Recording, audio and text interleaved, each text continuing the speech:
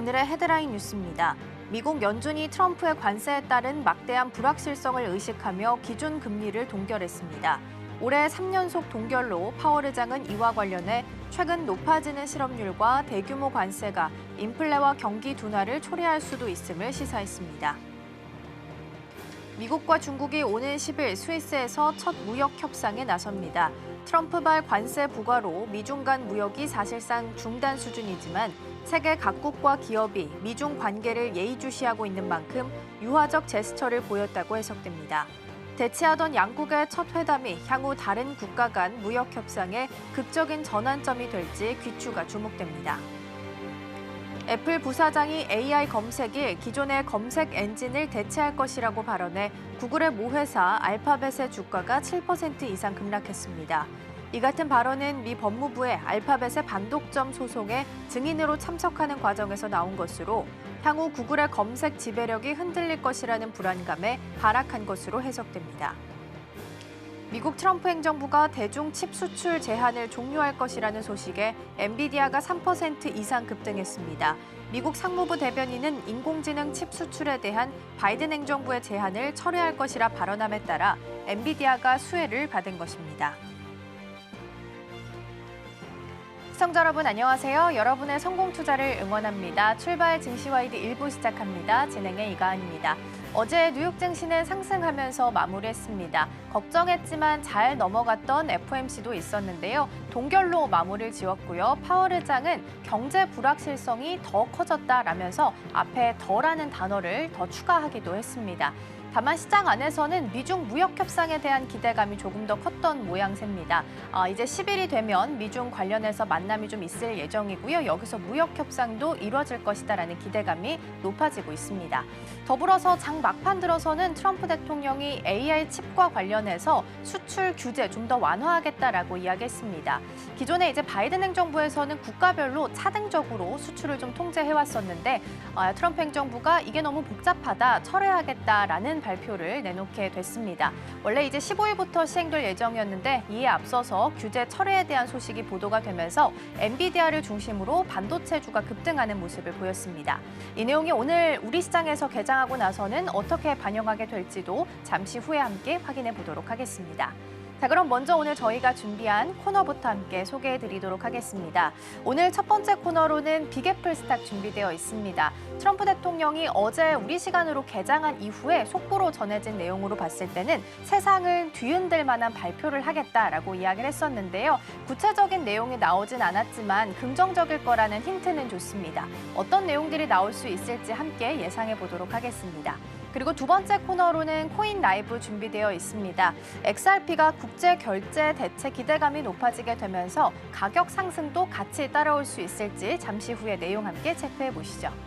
자, 그럼 출발 증시와이드 1부 본격적으로 시작해 보도록 하겠습니다.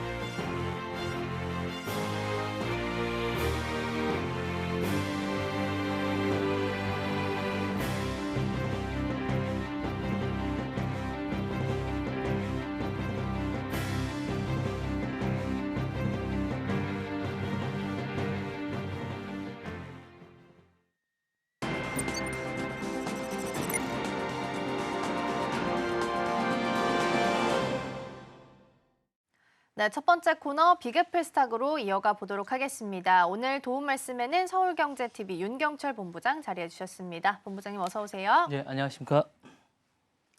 네, 오늘도 6가지 경제 키워드 준비되어 있습니다. 먼저 첫 번째부터 화면을 통해서 만나보겠습니다. 네, 오늘의 첫 번째 키워드는 세상을 뒤흔들 발표 보겠습니다.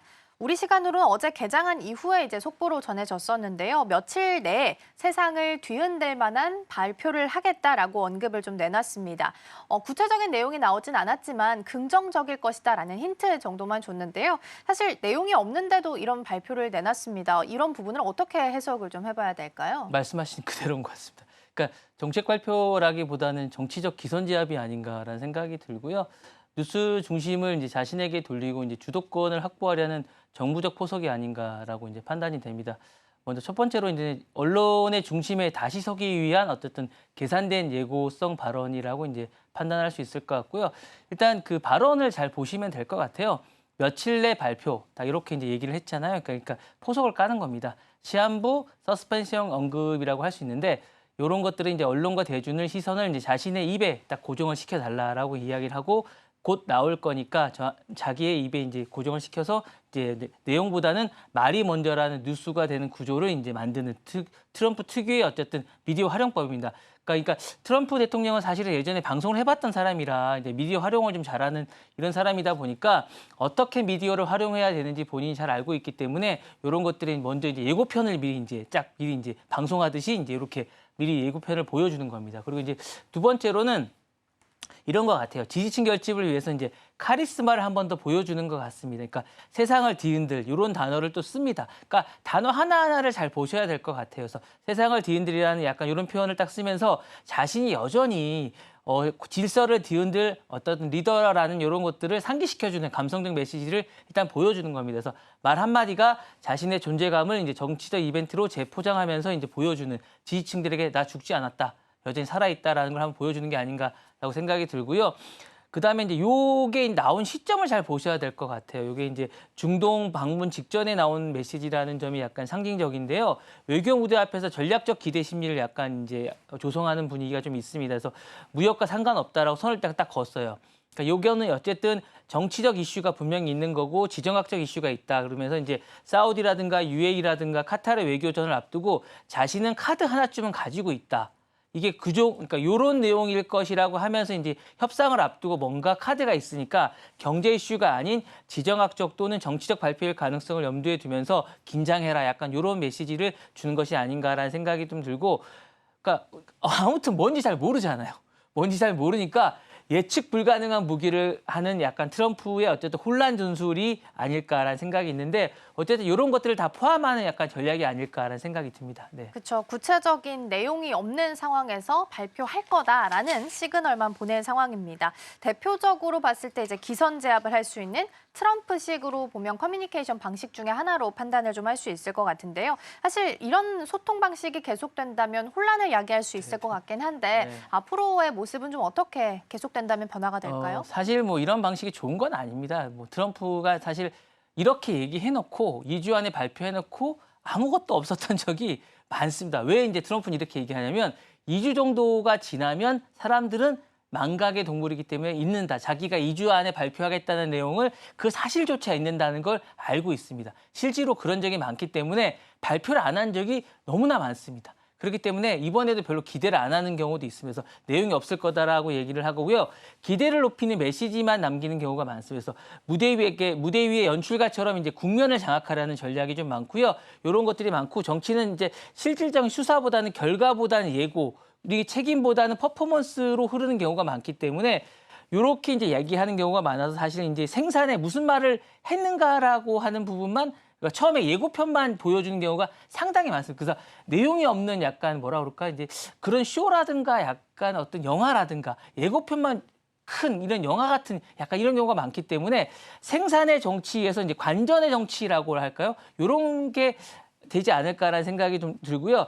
정치 이제 브랜드가 이제 정당보다 커지면 이미지보다는 내용이 우선시되고 논쟁은 이제 설득보다 이제 클릭 수가 많아지는 약간 이런 정치가 되다 보면 신뢰를 잃기가 쉽습니다. 그러니까 이렇게 되면 약간 신뢰를 잃기 때문에 트럼프 정치가 점점 더 지금 인기가 내려가고 있는데 이런 게 되게 심화될 가능성도 상당히 높습니다. 그래서 조심해야 되지 않을까라는 생각이 들고 그렇기 때문에 트럼프 발언이 더욱 위험합니다. 그리고 내용이 없기 때문에 문제가 되는 게 아니라 내용이 없어도 뉴스가 되는 방식으로 이제 자꾸 트럼프가 이제 익숙해지다 보면 이렇게 자꾸 발언을 하게 됩니다. 그러니까 요러면 위험하고 여기 이제 좀 재미가 들리다 보면 자꾸 이런 발언이 반복되다 보면 이제 미디어가 주목하게 되고 본인은 이렇게 계속 발언을 하는 거에 대해서 이제 자각을 못하게 되지 않을까라는 우려가 좀 있고요. 사실 이제 정치라는 게 사실은 말로 하는 거지만 그 말이 현실을 떠나는 순간은 이제 이게 더 이상 그런 게 아니고 이제 이게 뭔가 책임감을 가져야 되는데 트럼프 대통령은 이런 부분에서 약간 자각을 잘 못하는 것 같고 아직까지 이걸 약간 쇼라고 생각하는 게 아닌가라는 생각이 좀 있는데 내용이 없는 확신이라든가 이런 말의 주인공이 되는 부분을 좀 배워야 되지 않을까라는 생각이 좀 듭니다. 네. 네, 트럼프식 비정치 커뮤니케이션 소통 방식에 대해서 첫 번째 키워드로 살펴봤고요. 이어서 두 번째로 넘어가 보겠습니다.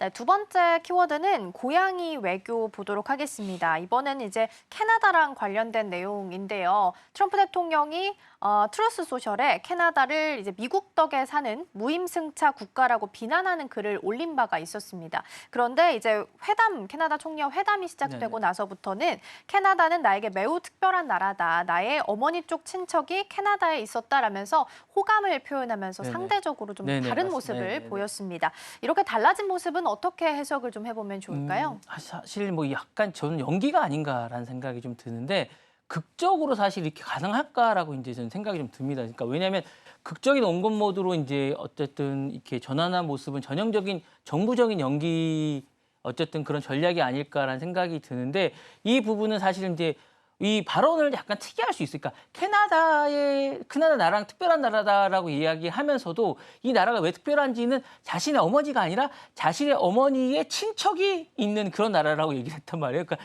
이 관계도 되게 특이해요. 이렇게 얘기하는 부분이 좀 있는데 친척 쪽이 캐나다 출신이라고 개인적 일화까지 곁들이면서 분위기를 부드럽게 만들었다는 건 트럼프 쪽에서는 약간 정말 특이하게 만든 경우거든요. 그러니까 이렇게 얘기하는 건 사실은 이제 태도 전환은 감정적이라기보다는 트럼프식의 어쨌든 정부적인 감각이 발동된 계산된 전환이 아닐까라는 생각이 좀 듭니다. 그래서 이런 부분이 좀 있는 것 같고요.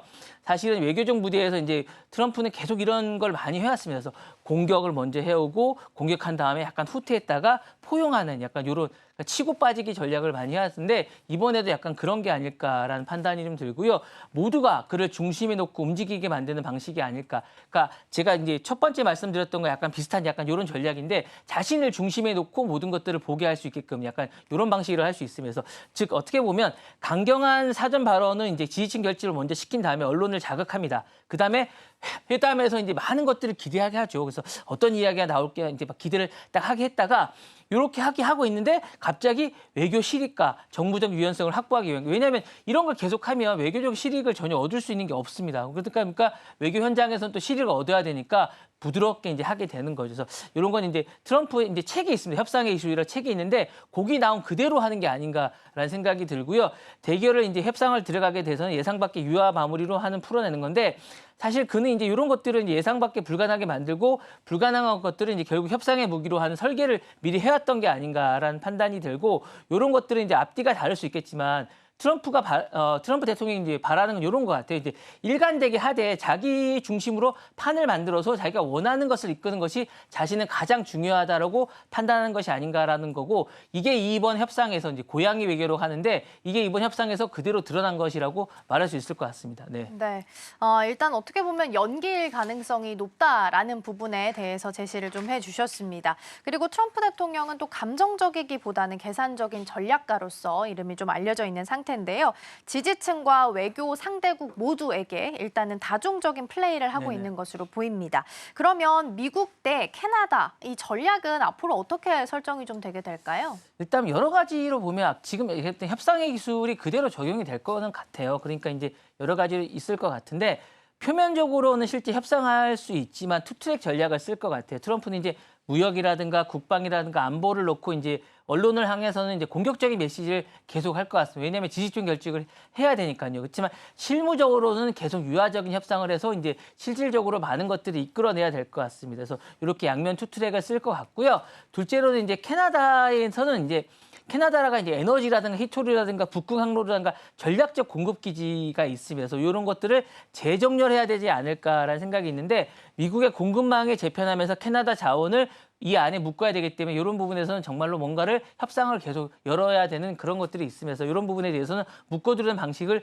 쓰지 않을까라는 생각이 듭니다. 세 번째로는 국경 안보와 나토 분담금 문제를 다시 꺼낼 수 있습니다. 왜냐하면 이 부분에 대해서는 캐나다의 적극적인 도움이 필요합니다. 그래서 트럼프가 반복적으로 활용한 카드인데 이 동맹에 관한 재정 압박과 안보 불만을 동시에 전달할 수 있는 소재이기 때문에 요거는 다시 꺼낼 수 있고 꼭 꺼낼 것 같은 생각이 듭니다. 왜냐하면 지금 재정 적자가 심하기 때문에 이 부분에 관해서는 캐나다에게 다시 요구할 것 같고 이렇게 하게 될 가능성이 상당히 높습니다. 그래서 트럼프는 상대가 으르렁거릴 때와 다정하게 손 내밀 때를 너무나 잘 알고 있는 그런 협상가가 아닐까라는 생각이 들고 진짜 목적은 감정이 아니라 판을 설계하는 것이기 때문에 이런 걸 협상을 해가면서 미국 중심으로 아마 이제 계속 판을 짜면서 유리하게 하게 되지 않을까라고 생각이 듭니다. 네. 네.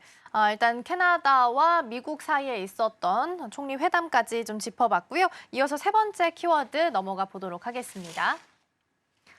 네, 다음 키워드는 이클립스 살펴보겠습니다. 넷플릭스 요즘 주가 굉장히 좋은데 TV 홈 화면도 10년 만에 전면 개편한다라는 소식이 좀 전해졌습니다. 우리가 보고 있었던 이 화면에서 완전히 새롭게 바뀐 모습으로 변하게 될 거고 이게 이제 이름이 이클립스라고 불리게 된다라고 하는데요. 이 화면의 특징이 좀 어떤 게 있고 어떤 부분을 좀 의미하고 있는 걸까요? 일단 직접 보셔야 됩니다. 이게 제가 이제 말로 드리면 잘 이해가 좀 안 되실 것 같은데 싹 바뀝니다. 일단 들어가서 보시면 싹 바뀌는데 일단은 기본적으로 딱 들어가서 보시면 이제 넷플릭스가 기본적으로 보면 이제 빡빡하다는 느낌을 좀 받았는데 그게 약간 좀 선명하고 약간 넓어졌다는 느낌을 좀 받게 되세요. 그러면서 이제 이제 보통 멈추고 바로 재생하게 됩니다. 들어가시면 바로 재생하게 되고 오래 머물 수 있고 이제 몰입감이 좀 있게끔 만들어주는 약간 이런 느낌으로 가게 되고요.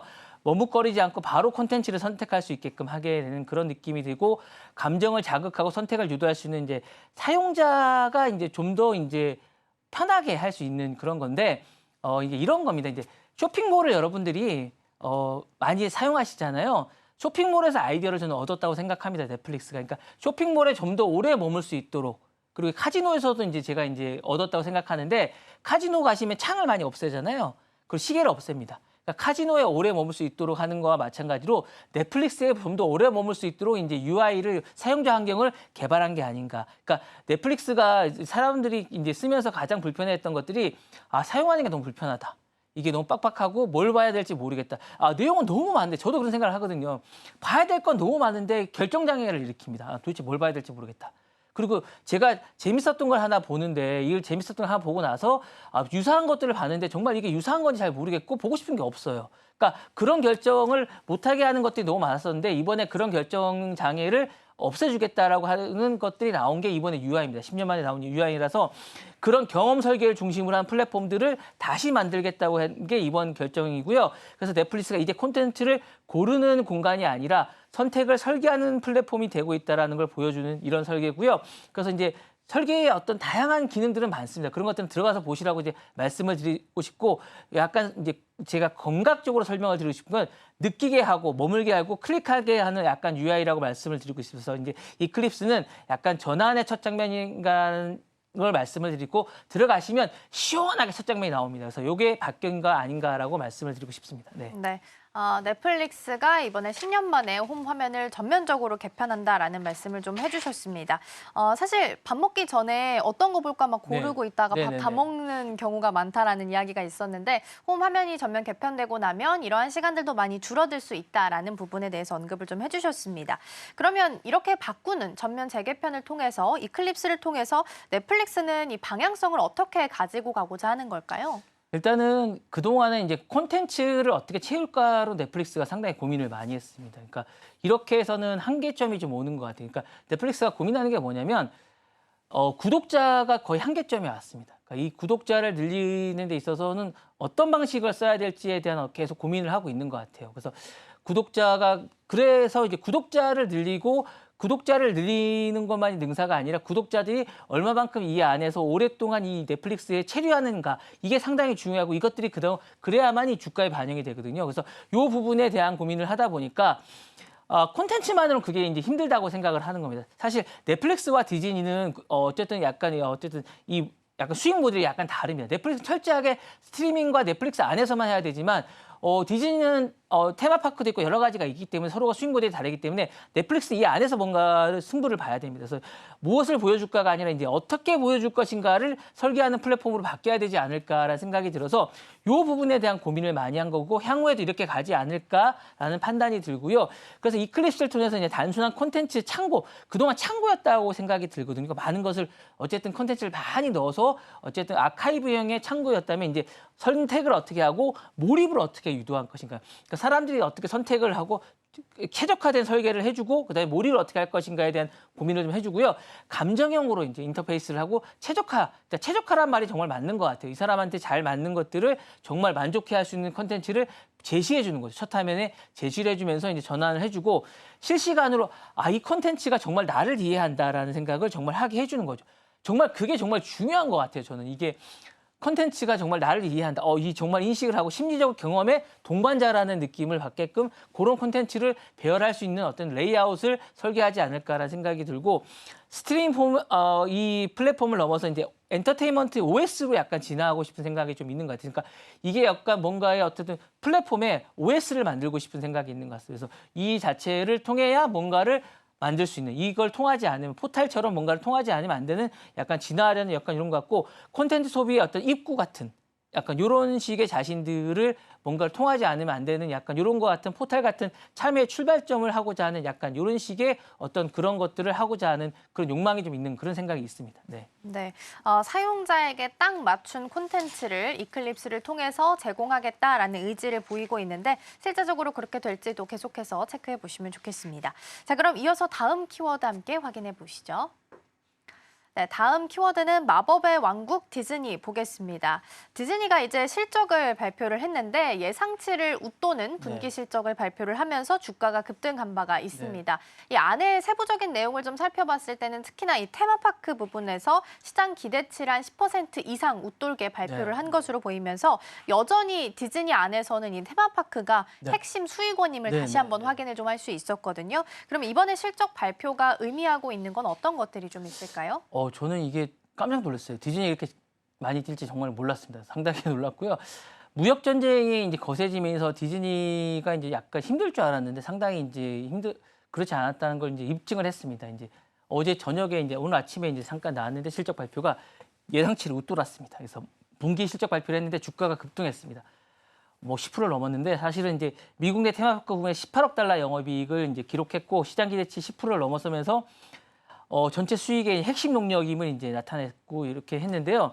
트럼프 대통령이 이제 해외 콘텐츠에 대해서 100% 관세를 부여할 수 있다라고 위협을 한 가운데 어쨌든 이게 무역 리스크에 가장 많이 노출됐던 어떤 콘텐츠 사업 중에 디즈니가 이제 올라서면서 리스크가 많이 있었는데 어쨌거나 이제 넷플릭스 그러면서 이제 6% 가까이 하락을 했어요, 디즈니가. 그래서 이게 힘들지 않겠나라고 생각을 했는데 같은 기간 넷플릭스 오히려 22% 상승을 했습니다. 그래서 디즈니가 힘들겠다라고 생각했는데 극명한 가운데서도 이제 종말의 온 것처럼 저평가를 했습니다. 그렇지만 이번 실적은 이런 것들을 정면으로 반박했다라고 해서 제가 아까 말씀드렸다시피 수익 모델이 좀 다르구나. 뭔가 디즈니가 한 방이 있구나. 그리고 향후에도 비전이 있구나라는 것들을 했고 죽지 않았다라는 생각을 또 보여줬습니다. 그래서 우려를 점검을 방벌했고 이런 가운데 오늘 이제 제가 이제 기사를 읽어보니까 존 휴스턴 플로리다 디즈니 월드 이제 CEO는 이렇게 얘기를 하더라고요. 이제 6월과 9월에 분기도 이제 전년 대비해서 증가할 것이라고 밝히면서 이제 또 CFO, CEO죠 밥 아이거는 이렇게 얘기하더라고요. 디즈니 크루소는 이제 며칠 만에 그러니까 전석이 매진됐다라고 얘기하면서 전체적으로 이제 테마파크라든가 이제 오프라인 쪽에 많은 것들이 이제 상당히 상승세를 가지고 있다라는 생각이 좀 있는 것 같고, 그다음에 아부다비에도 이제 이 새로운 테마파크를 만든다고 합니다. 7번째 테마파크를 만든다고 하니까 여전히 디즈니에 대한 어떤 환상력이라든가 이런 것들, 경험치라든가 이런 것들의 수요는 계속 있을 것 같은 생각이 들고요. 결국 디즈니 마법이라든가 이런 어떤 꿈이라든가 이런 것들에 대한 어떤 많은 것들에 대해서는 가능성이라 이런 것들은 상당히 있는 거라는 생각이 들고 현장 경험의 매력은 꺾지 못하는 게 아닌가라는 생각이 있는 것 같습니다. 그래서 위기가 올 때마다 이런 디즈니의 어쨌든 클래식에 대한 어떤 이런 콘텐츠는 상당한 힘을 발휘하는 게 아닌가라는 판단이 듭니다. 네. 네, 디즈니가 어쨌든 테마파크를 통해서 실적을 좀 견인을 했다라는 평가를 받고 있는 상황이고요. 있는데요. 그래서 이제 중동으로도 처음으로 진출하겠다라고 이야기를 내놓았고 아부다비에 전 세계 7번째 테마파크를 설립할 계획이다라고 발표를 했습니다. 지금 사업은 다양하게 있습니다. 스트리밍 사업도 있으니까 이걸 포함해서 향후 사업 방향을 좀 예상을 해본다면 어떤 것들을 좀 볼 수 있을까요? 지금 디즈니가 이제 사실 스트리밍이 아픈 손가락이긴 합니다. 사실은 근데 이제 스트리밍도 사실은 디즈니가 이제 훌루, ESPN이랑 이제 통합한 이제 슈퍼앱 전환이 있는데 이게 약간 독점에 걸려가지고 약간 좀 애매하긴 한데 이 부분이 이제 본격화되면 이제 독점 론칭을 예고한 상태입니다. 이게 사실은 이게 독점 부분이 해결만 되면 이제 달려갈 것 같아요. 그래서 이제 디즈니가 이 부분이 되면 이제 1억 8천만 명이 넘는 가입자를 확보하게 됩니다. 그러면 이제 상당히 큰 플랫폼으로 하게 될 것 같고 그렇게 되면 넷플릭스와 이제 어쨌든 대등한 입장이 되게 될 것 같아서 상당히 큰 수익을 낼 수 있는 플랫폼이 될 것 같고요. 두 번째는 이미 수익을 내고 향후에도 전망이 좋은 테마파크와 이제 요 스트리밍을 같이 연계하는 경험 연결을 강화하겠다라는 어쨌든 비전을 내놓고 있습니다. 그럴 경우에 프로즈나이라든가 뭐 스타워즈라든가 뭐 어벤져스처럼 IP가 콘텐츠로 끝나지 않고 파크 굿즈라든가 이벤트로 숫자로 이제 확장되는 구조가 이어지지 않을까라고 판단이 됩니다. 세 번째로는 최근에 뭐 많이 하고 있는 AI와 이제 메타버스를 포함한 인터랙티브 기술의 확장이 이제 병행되지 않을까라고 생각이 되는데 디즈니도 여기에 대한 비전을 내놓고 있습니다. 디즈니 이미 실시간으로 추천 알고리즘 강화라든가 이런 것들을 연동한 콘텐츠라든가 게임 추천 플랫폼을 실험하고 있는데 이런 것들은 이제 디즈니가 이제 디지털 사용자들 자체가 이제 하나의 놀이공원처럼 만드는 전략을 하고 있는데 이런 것들을 향후에 하겠다라고 이제 계획을 발표하고 있는 이런 상황입니다. 네. 네, 디즈니 실적과 관련해서 향후 사업 계획까지 함께 점검해봤고요. 이어서 다음 키워드 만나보겠습니다. 네, 다음 키워드는 세계 1위 배달앱 보도록 하겠습니다. 미국 안에서 음식 배달해주는 플랫폼 1위 업체가 도어대시입니다. 근데 이 도어대시가 영국에 있는 딜리버루를 하나로 5조 1천억 원 정도 들여서 인수하기로 합의를 했습니다. 그렇다면 도어대시 입장에서는 영국이니까 유럽에 진출할 수 있는 네. 조금 더 쉬운 발판을 네네. 마련했다라고 평가할 수 있을 것 같은데요. 이번 인수합병이 시사하는 바는 어떤 것들이 좀 있을까요? 근데 이제 제가 이제 말씀드리고 싶은 건 이런 것 같아요. 그러니까 음식 배달 하나의 앱으로 1위라고 해도 그 자체로는 사실은 살아남기가 정말 힘듭니다. 우리나라 쿠팡도 마찬가지고 배달의 민족도 마찬가지인데 보시면 아시겠지만 그 자체가 로컬로서는 살아남기가 정말 힘듭니다. 왜냐하면 이게 전 세계를 통합하고 M&A를 하거나 아니면 그 자체가 쇼핑몰에 이제 속해 있거나 그렇지 않은 앱은 없습니다. 자세히 보시면 아시겠지만 그리고 이제 기본적으로 이제 이 앱 자체는 그 안에 있어야 됩니다. 지금 그리고 아니면 큰 쇼핑몰 앱이 아니면 음식 앱을 만들거나 아니면 공유 앱들이 음식 앱을 만들고 있습니다. 그게 우버도 지금 대만에 진출해서 음식 앱을 만들거나 이렇게 하거든요. 그러니까 그런 식으로 이제 연계한 앱을 만들지 않으면 정말 살아남기 힘든 게 이제 배달 앱의 어쨌든 현실이기 때문에 그 현실을 지금 도어대시도 하고 있는 게 아닌가라는 생각이 하고 있고요. 그리고 미국 시장이 거의 포화 상태이기 때문에 이게 규모의 경제로 가지 않으면 성공할 수 없다는 걸 이번에도 보여준 게 아닌가라는 생각이 들고 있습니다. 어쨌든 미국의 음식 배달 플랫폼이죠. 도어대시가 이제 영국의 이것들을 했다는 건 지역 기반의 어쨌든 플랫폼의 한계를 넘어서 결정적인 진입점이라고 할 수 있습니다. 딜리버루에게 글로벌 네트워크의 어쨌든 새로운 돌파구를 마련했다 말씀하신 대로 그런 거라고 할 수 있을 것 같고요.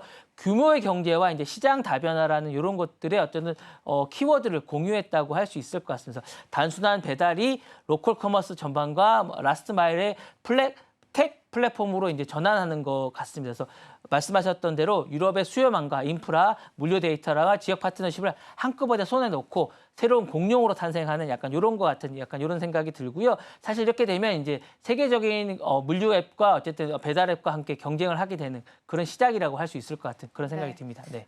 도어대시가 어쨌든 배달 시장 안에서 미국 시장 안에서는 공룡 같은 존재인데 이 공룡 같은 존재가 조금 더 발자취를 넓히기 위해서 지금 영국의 딜리버루 그리고 최근에 이제 세븐룸 인수까지 이야기를 좀 나온 상태입니다.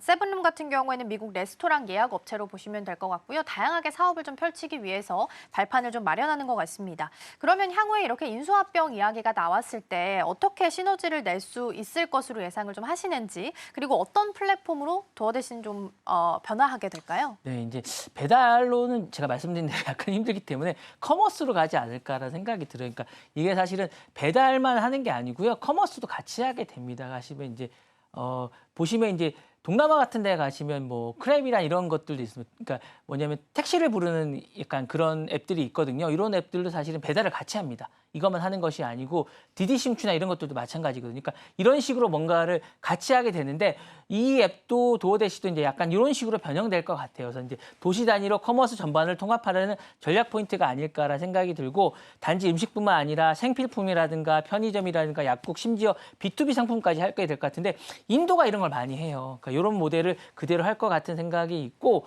여기에 이제 자사 물류 인프라와 AI 기반의 배차 기술과 북미에서 검증된 수요 예측 모델을 이제 결합함으로써 이제 약간 디지털 로컬 상권의 네트워크를 재설계할 수 있는 약간 기회를 확보하면서 이런 것들을 그대로 이제 약간 여기 유럽에 이제 그대로 심게 되지 않을까라는 생각이 들고요. 그러면 이제 세 가지 방향으로 약간 시너지를 낼 수 있을 것 같아요. 라스트 마일의 인프라 수직적 통합을 하게 될 것 같고 배달 기사라든가 경로, 속도, 비용을 최적화 중심으로 하면서 도시형 고밀도의 물류 시스템을 구축할 수 있을 것 같은 판단이 듭니다. 두 번째로는 마이크로 상권, 그러니까 작은 상권에 어쨌든 도어 투 로컬 이런 모델을 확보할 수 있을 것 같아서 그러니까 도어대 쉐입이 이제 만약에 이제 유럽에 요걸 이제 딜리버리를 확보함으로써 가까운 상권의 모든 물건을 검색, 주문, 배송받는 구조를 함으로써 이제 이런 것들이 가능하게 되면서 음식뿐만 아니라 아까 말씀드렸다시피 뭐 지역 기반의 커머스를 다 아우르는 슈퍼앱이 되니까 그러니까 슈퍼에 있는 것들은 이제 다 배달할 수 있게 되는 거죠. 그러니까 모든 것들을 다 할 수 있게 되는 겁니다. 그래서 뭐 맥도날드라든가 이런 음식들을 다 할 수 있게 됨으로써 많은 것들은 그다음에 슈퍼에 있는 것들도 해드리게 되고요. 그러니까 만약에 뭐 월마트나 이런 것들도 하게 되는 겁니다. 유럽에 있는 뭐 이런 것들 할 수 있게 되는 약간 구조가 되게 되는 거고 세 번째로는 데이터 기반 로컬이나 리테일을 강하게 된 거가 이렇게 되면 이제 고객들의 정보가 쌓이게 되면 이런 것들을 수익화할 수 있는 다각화가 되는 약간 이런 것들이 되기 때문에 향후에 많은 것들을 할 수 있게 되는 게 아닌가라는 생각이 들고 이렇게 되면 도시 커머스가 이제 완성되게 되는 이렇게 되면 이제 도어 대신 이걸 이제 완성하게 되는 이게 되지 않을까라는 생각이 듭니다. 네. 네, 도어대시는 이제 배달뿐 아니라 커머스로까지의 변화도 같이 가져올 수도 있겠다라는 말씀을 좀 주셨습니다. 자, 그럼 도어대시까지 잘 살펴봤고요. 이어서 다음 키워드 넘어가 보겠습니다. 네, 다음 키워드는 트럼프 코인 폭락 보도록 하겠습니다. 트럼프 대통령이 본인의 이름을 건 밈코인을 발행한 바가 있죠. 근데 최근에 거대한 논란에 휘말렸다라고 합니다. 76만 개 이상의 지갑에서는 손실을 봤는데 58개 지갑에서는 1인당 1,000만 달러 이상의 이익을 챙긴 것으로 나타나게 되면서 논란에 휩싸였는데요. 일단 이 내용은 어떤 부분인가요? 일단 이게 도널드 트럼프 이게 약간 지금 황당하다는 생각이 드는데 이름을 딴 민코인이 있었습니다. 이 부분에 이제 극단적인 인데 이 코인 분석에 따르면 76만 개의 손실을 기록한 반면에 58개 지갑에서는 1,000만 달러 이익을 챙긴 거예요. 그러니까 이게 약간 극단적인 거죠. 그러니까 수치로 보면 상위 0.01%도 안 되는 투자자가 전체 수익을 대부분 독식하는 구조입니다. 이게 사실은 이 바로 정치적 민코인의 구조적인 불균형이라고 할 수 있는데 이거는 이제 시사하는 바는 좀 명확한 것 같아요. 이제 트럼프 민코인이라기보다는 정치적 팬덤과 이제 대중 심리를 이용한 어쨌든 투기 심리, 투기가 아닐까라는 생각이 들고 코인의 탈중앙화 기술이 이제 사라지고 이제 이게 민코인은 그런 거 아닙니까? 사실 정치인의 이름값과 마케팅에 의해서 이제 가격이 조절되다 보니까 소수의 내부 지갑에 의해서 수익이 실현되는 약간 이런 거다 보니까 이게 많이 뛰었을 때 60달러 넘게까지 뛰었는데 지금 10달러 전후에서 이제 왔다 갔다 하고 많이 떨어졌을 때는 1달러까지 막 떨어지고 이랬었거든요. 그러니까 60배까지 떨어지는 약간 이런 게 되다 보니까 이게 이제 암호화폐의 어떤 탈중앙화 위해서 이제 왜곡된 투기장이 되고 있는 약간 이런 상황이가 되고 있는 상황이고요.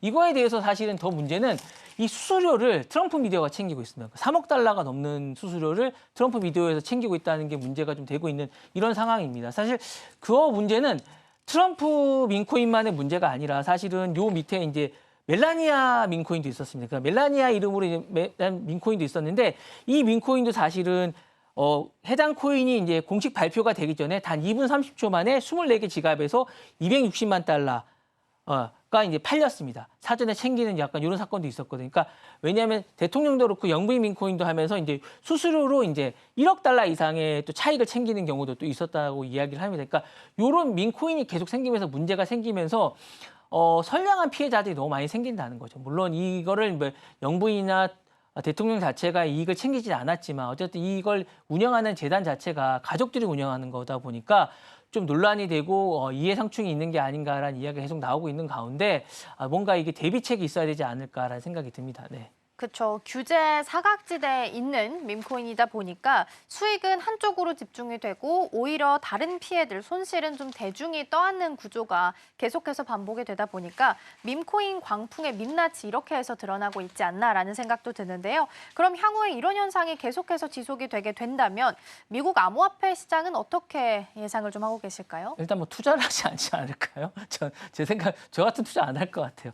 일단 암호화폐 시장은 기본적으로 이제 기술이 지배를 해야 되는데 이게 정치가 가격을 올리는 시대가 되고 있는 것 같아요. 그러면 안 되지 않습니까? 그러니까 하이프라고 이제 과열 마케팅이 기반의 투기 상품에 가깝다고 할 수 있을 것 같고 특히 이게 사람 이름을 걸고 하는 건 정말 좀 위험한 것 같습니다. 그래서 이제 정치화된 토큰이 난립하게 되면 자산 신뢰가 붕괴되는 건 분명하고요. 누가 발언했느냐, 누가 유명한가에 따라서 결정되는 시대는 정말 위험한 것 같습니다. 그래서 암호화폐가 디지털 자산이 아니라 정치 콘텐츠가 되는 이런 시대가 될 것 같으면 정말 이거는 투기장이 되고 이렇게 될 것 같고 특히 이게 정말 대통령이나 대통령 일가가 있으면 규제기관이 정말 이게 개입할 수가 없잖아요. 그러다 보면 이게 누가 투자하겠습니까? 이게 신뢰를 잃게 되면 정말 돈을 이쪽에 안 태우게 될 것 같고 암호화폐 대통령이라고 하는데 암호화폐 대통령이 있는 시장에 돈을 정말 신뢰를 잃게 되고 돈을 많이 안 태우게 될 것 같고 그러다 보면 투자자들의 신뢰가 정말 떨어지게 될 거고 재건이 힘들게 될 것 같고 대중들이 시장을 이탈하게 되지 않을까라는 생각이 되면서 암호화폐 시장이 정말 기술 기반의 투자자를 잃게 되고 고위험의 도박판만 되지 않을까라는 우려가 있었게 됐습니다. 이렇게 되면 정말 안 되지 않을까라는 우려가 정말 되고요. 코인은 정말 기술해야 합니다, 사실. 그리고 이제 지금 시장에 이제 이름에 휘둘려서는 안 된다는 판단이 들기 때문에 더 이상 이런 것들이 있어서는 안 될 것 같고 정말 제대로 된 규제가 있어야 되지 않을까라는 생각이 듭니다. 네. 네. 정치가 가격을 올리는 투기 현상이 계속되면 안 되겠다라는 조언까지 남겨주셨고요. 6가지 경제 키워드 여기서 마무리하고 인사 나누겠습니다. 오늘 말씀 고맙습니다. 감사합니다.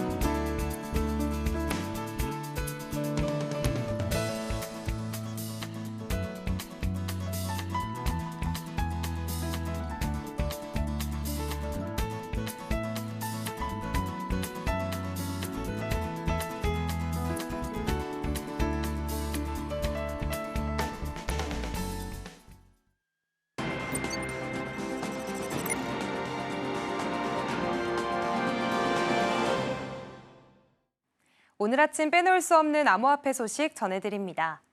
암호화폐 전문 매체 더크립토 베이직에 따르면 XRP 전문 분석가 올띵스 XRP는 리플이 스테이블 코인 발행사 서클을 인수할 경우 XRP가 글로벌 금융의 핵심 자산으로 도약할 수 있다고 전망했습니다.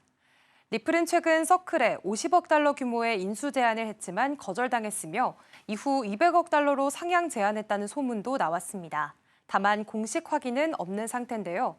전문가들은 만약 인수가 성사된다면 610억 달러 규모의 USDC 유동성이 리플넷에 통합되며 전통 금융기관들이 XRP를 무시할 수 없게 될 것이라고 분석했습니다. 특히 서클의 글로벌 은행 네트워크와 규제 신뢰도는 XRP의 제도권 신뢰를 크게 높일 자산으로 평가됩니다.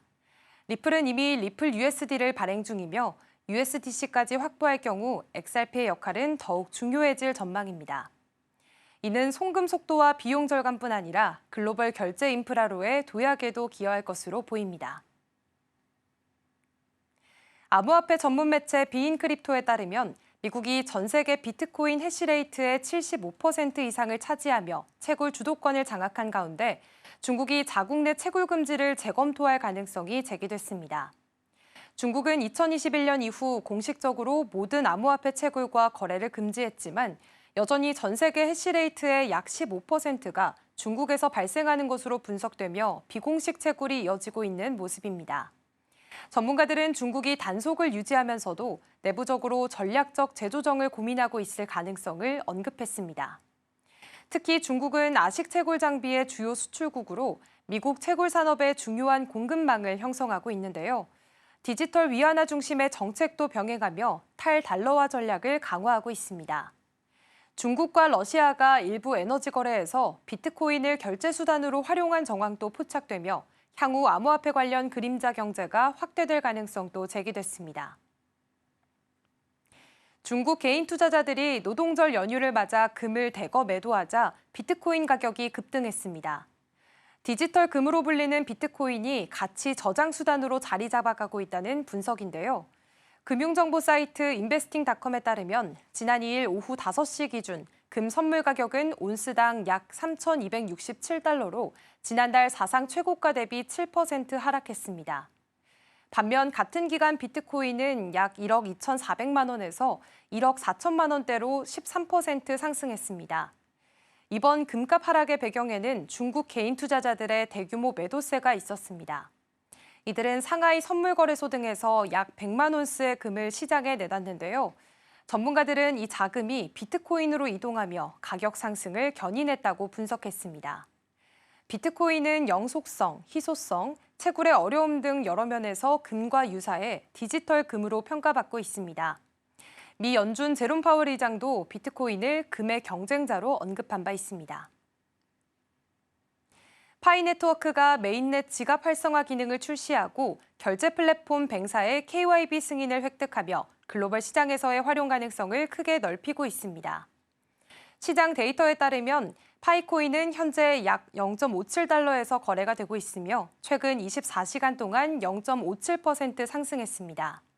최고가였던 약 3달러 대비 여전히 82% 하락한 상태지만 반등 기대감도 커지고 있습니다.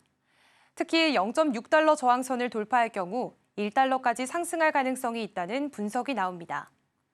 이번 메인넷 지갑 활성화로 수백만 명의 사용자가 직접 파이코인을 보유하고 거래할 수 있게 됐으며 거래소 상장 기대감도 높아지고 있습니다.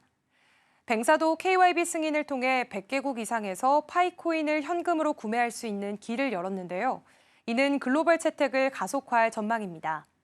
한편 파이코인의 시가총액은 약 41억 6천만 달러로 글로벌 암호화폐 시장에서 27위를 기록하고 있습니다.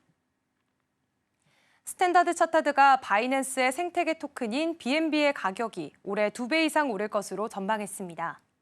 블록체인 매체 코인텔레그래프에 따르면 스탠다드 차타드는 BNB 가격이 2025년 말까지 약 1,275달러, 2028년 말까지는 2,775달러까지 상승할 것으로 예상했습니다. 현재 BNB는 600달러에 거래되고 있으며 전체 발행 가능 토큰 가치는 840억 달러에 달합니다. 스탠다드 차타드의 제프 캔드릭 애널리스트는 BNB가 비트코인과 이더리움과 비슷한 수익률과 변동성을 보여왔다며 바이낸스가 최대 중앙화 거래소로 남아있는 한 BNB의 가치는 안정적으로 유지될 것이라고 평가했습니다. BNB는 바이낸스 체인의 기본 암호화폐로 현재 총 잠금 가치는 약 6억 달러로 레이어 1 블록체인 중 4위를 기록하고 있습니다. 미국 상원 민주당 의원들이 고위공직자와 그 가족의 암호화폐 관련 이익 취득을 금지하는 법안을 발의했습니다. 외신 크립토폴리탄에 따르면 민주당은 암호화폐 부패 종식법을 발표했으며 이는 디지털 자산 규제 법안 표결을 이틀 앞두고 나온 겁니다. 법안이 통과되면 대통령, 부통령, 의회 구성원 등 고위공직자와 그 가족은 암호화폐를 생성, 홍보, 보유하거나 거래할 수 없게 됩니다. 이번 법안은 트럼프 대통령의 밈코인 발행 등 정치권 인사의 암호화폐 활용이 논란이 되면서 추진됐습니다. 위반 시 최대 100만 달러의 벌금과 수익금 반환이 요구되며 공직 재임 이후에도 적용됩니다.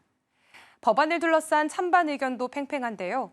반부패 단체들은 강력히 지지하는 반면 일부 의원들은 헌법상 권한 침해 소지가 있다고 우려를 표하고 있습니다. XRP가 100달러, 500달러, 심지어 1000달러까지 도달할 수 있다는 전망이 온라인에서 활발히 논의되고 있습니다. 처음에는 비현실적으로 들리지만 실제 사용 사례를 보면 가능성이 전혀 없지 않다는 분석입니다. 암호화폐 분석가들은 XRP가 저비용 국제 송금을 위해 설계됐다며 스위프트 시스템의 하루 5조 달러 거래 중 10%만 차지해도 XRP 가격이 최대 50달러까지 오를 수 있다고 설명합니다.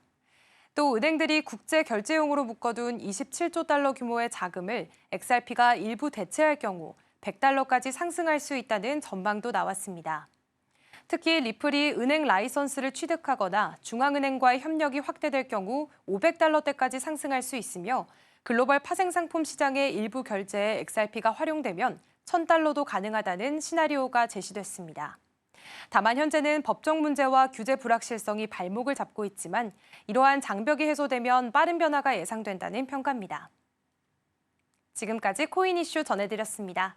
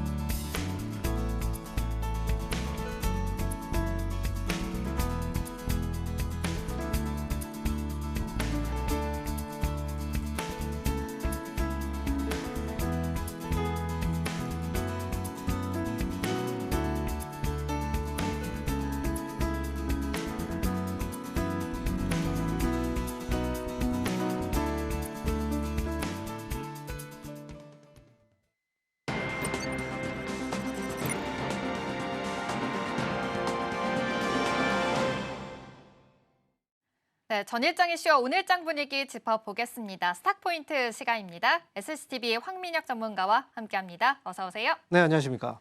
네, 일단 간밤 뉴욕 증시부터 체크를 해보겠습니다. 3대 지수 모두 상승으로 마감을 했습니다. 또 간밤에 FOMC 회의에 대한 기자회견이 있었죠. 금리는 예상대로 동결이 됐습니다. 또 AI 수출 규제 완화 시그널도 있었는데요. 필라델피아 반도체 지수가 1.7% 상승하면서 마감을 하기도 했습니다. 굉장히 많은 이벤트를 소화하는 간밤이었습니다. 우리 시장에서도 어떤 반응이 이뤄질지 함께 체크를 해보겠습니다. 일단 먼저 어제 시장부터 좀 체크를 해보겠습니다. 어제는 양시장이 모두 강보합권에서 마감을 했습니다. 무엇보다 환율에 대한 이야기를 먼저 해봐야 될 것 같은데요. 전문가님, 어제 환율이 좀 내려가면서 사실 우리가 좀 쉬는 동안 환율이 좀 많이 내려가면서 변동성이 있었습니다.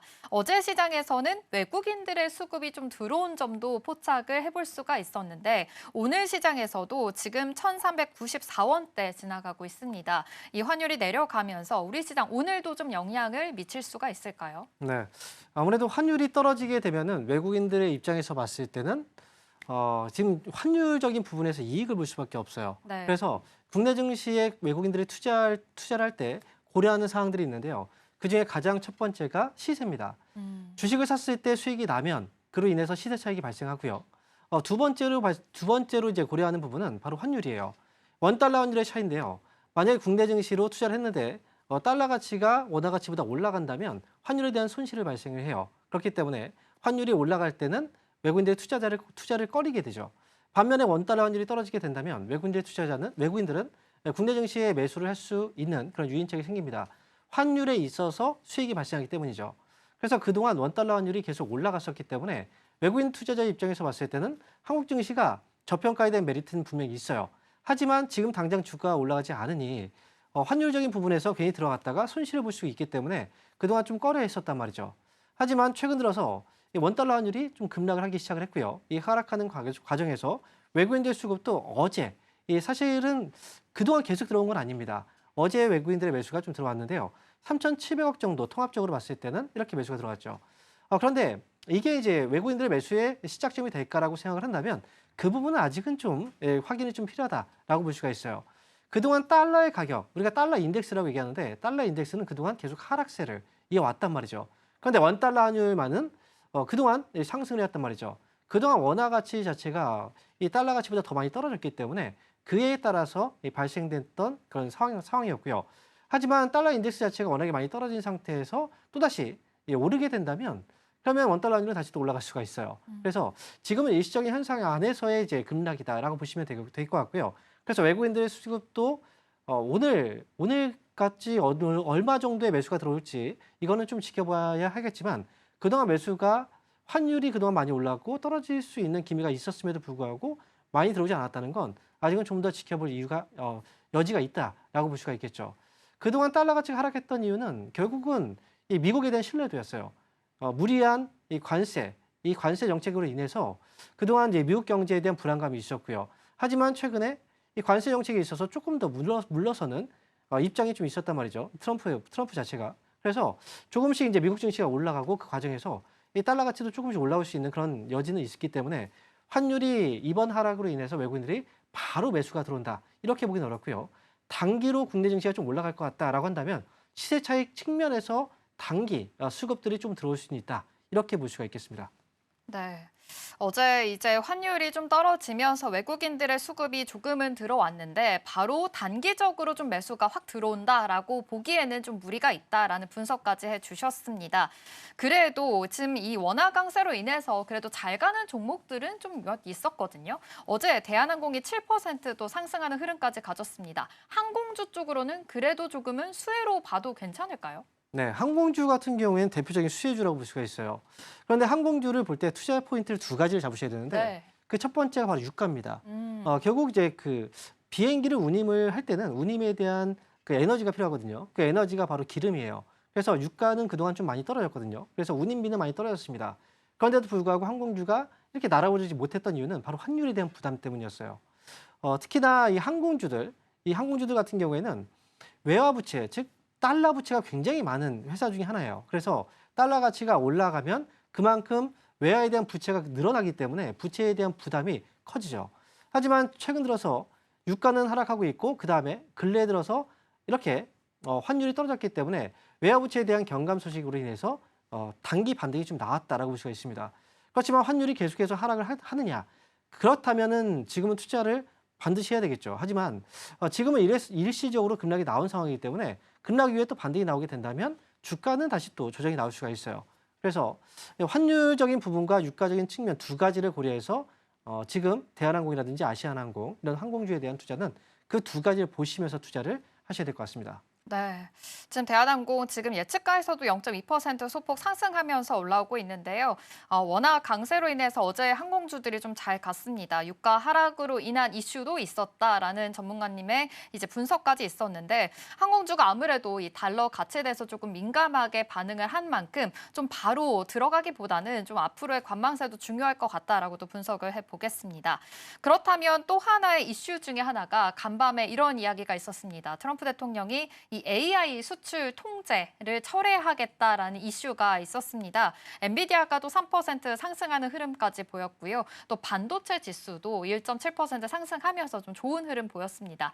사실 반도체주 하면 이 지금 칩에 대한 수출 규제 때문에 굉장히 또 엔비디아도 뭐 급락을 했었고 되게 우려가 되는 상황이었잖아요. 근데 네. 이런 호재가 좀 반영이 되면서 우리나라 반도체주들도 오늘 좀 웃을 수 있을까요? 이 반도체 관련주 쪽에서 본다면 이번에 수출 통제 이걸 폐지하겠다는 건 당연히 호재가 될 수밖에 없죠. 바이든 정권 때 사실 시작을 했던 이 정책이었거든요. 그래서 그 정책을 완전히 없애고 끝내버리겠다라는 건 아닌 것 같아요. 아무래도 바이든 전 정부 지우기라고 생각을 하시면 될 것 같고 AI 쪽에 대한 그 반도체 칩 규제 이거를 나라별로 그동안 이제 계속해서 이 수출 통제를 해왔었는데 이걸 그냥 없애버리고 새롭게 뭔가 다시 구성을 하겠다라는 뉴스거든요.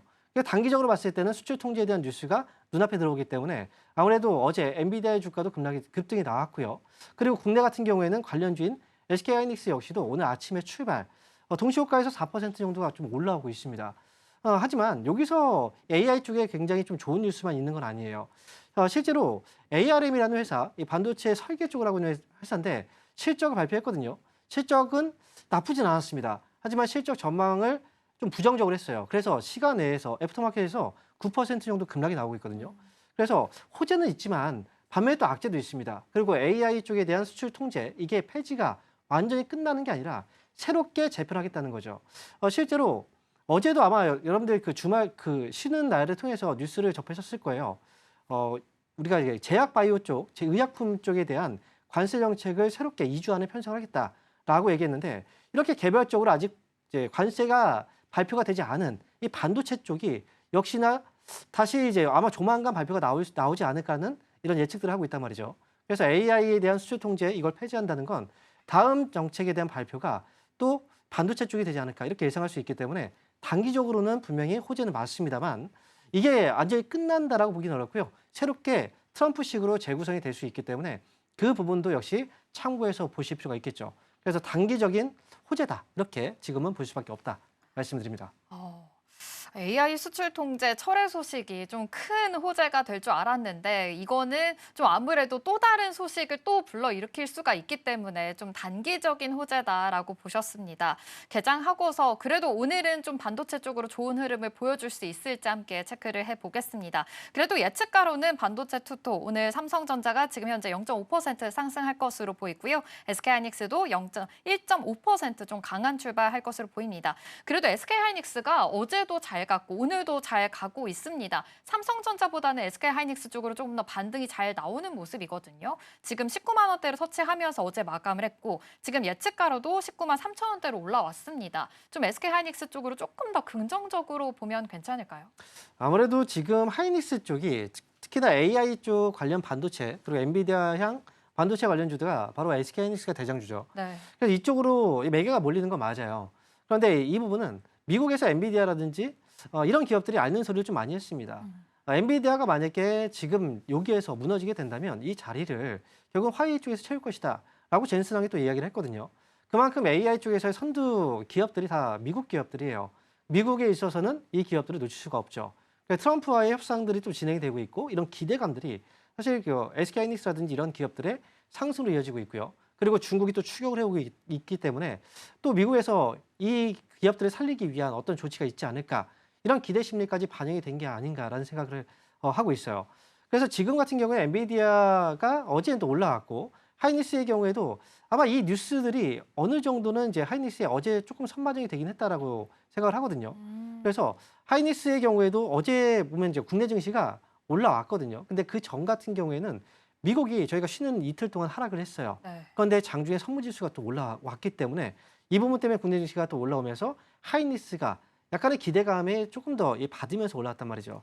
하지만 그렇다고 해서 과거에 좀 잘 올라왔고 지금 현재 당장 올라오고 있기 때문에 하이닉스가 삼성전자보다 무조건 대장주로 간다. 이렇게 판단하기에는 아직은 좀 성급하다라고 보여지고요.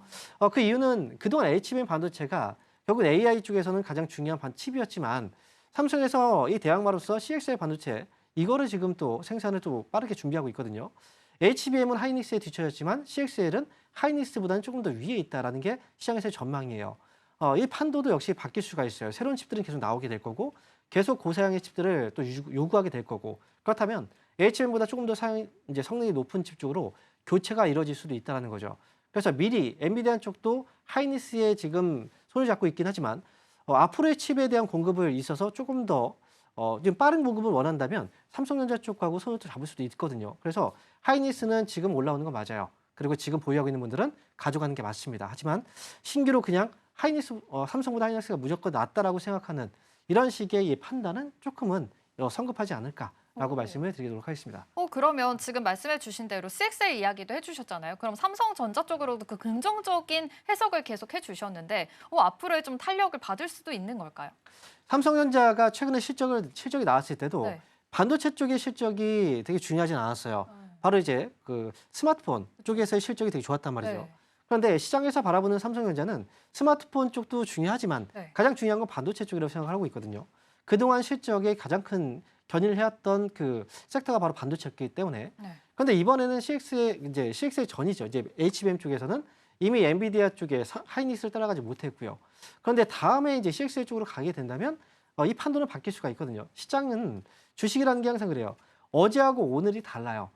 그리고 오전과 오후가 다르거든요. 네. 그만큼 빠르게 시장의 변화가 있기 때문에 그래서 지금으로서는 삼성전자는 조금 이제 지쳐 보이고 뭔가 좀 약해 보이긴 하는데 이런 이제 분위기가 바뀌는 건 또 순간적이기 때문에 삼성전자 같은 경우에는 기술력이 없는 회사가 아니기 때문에 그래서 저는 이제 지금으로서는 앞으로 이제 반도체 전체적인 시장을 끌어간다라고 한다면 하이닉스도 있겠지만 삼성전자 쪽도 결코 무시할 수는 없다. 오. 이렇게 말씀을 드리도록 하겠습니다. 네, 좋습니다. 삼성전자와 SK하이닉스에 대한 투자 포인트 함께 짚어봤습니다.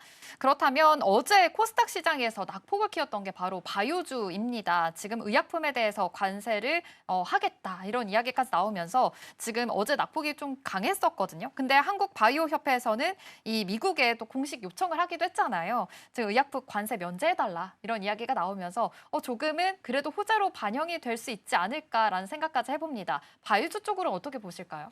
사실 제약바이오 쪽에서의 시장을 본다면 미국 시장이 결코 작지가 않아요. 네. 크기 때문에 그만큼 약간 비굴하지만 어쩔 수 없이 지금은 그렇게 요청을 해야 될 수밖에 없는 상황인데 트럼프 대통령이 이번에 이제 만약에 의약품 쪽의 관세 정책을 어떤 식으로 할지는 아직 가이드라인이 잡히진 않았어요.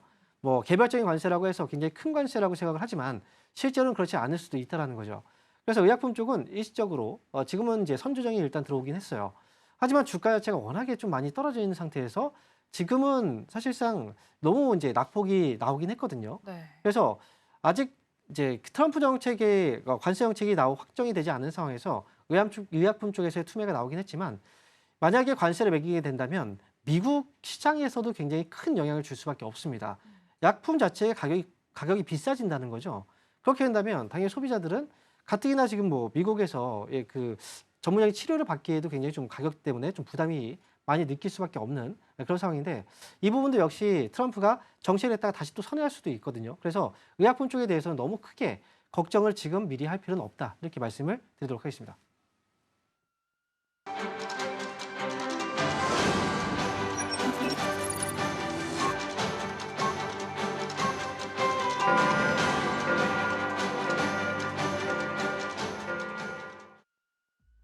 (5월 8일) 목요일 우리 시장 문 힘차게 열었습니다. 간밤 뉴욕 증시는 연준의 금리 동결이라는 결과를 잘 소화해내면서 동반 강세로 마무리를 지었습니다. 우리가 어제 시장을 다시 한번 되짚어 보자면요. 그래도 미국 증시 대비해서는 나름 선방했던 하루였는데요. 환율이 떨어지면서 외국인들의 수급이 유의미하게 들어왔고요. 또 지수는 그리 많이 오르지도 또 많이 떨어지지도 않은 채 강보합권에서 거래를 마쳤습니다. 코스피 시장에서는 방산과 조선주들이 힘차게 좀 힘을 내주면서 지수를 견인하는 역할을 했었고요. 코스닥에서는 시총의 대거 포진해 있는 제약 바이오주들이 좀 위축되긴 했었지만 그래도 테마주 랠리가 이어지면서 양전에 성공했습니다. 그렇다면 오늘 시장 분위기 함께 체크해 보도록 하겠습니다. 네, 현재 코스피와 코스닥 양시장 모두 상승 출발하고 있습니다. 코스피는 0.3%가량 상승해주면서 2,580선 지나가고 있고요. 코스닥의 경우에는 0.5% 역시나 상승해주면서 726.45포인트 선 지나가고 있습니다. 그렇다면 이어서 코스피 시총 상위주들의 움직임 함께 체크해 보도록 하겠습니다.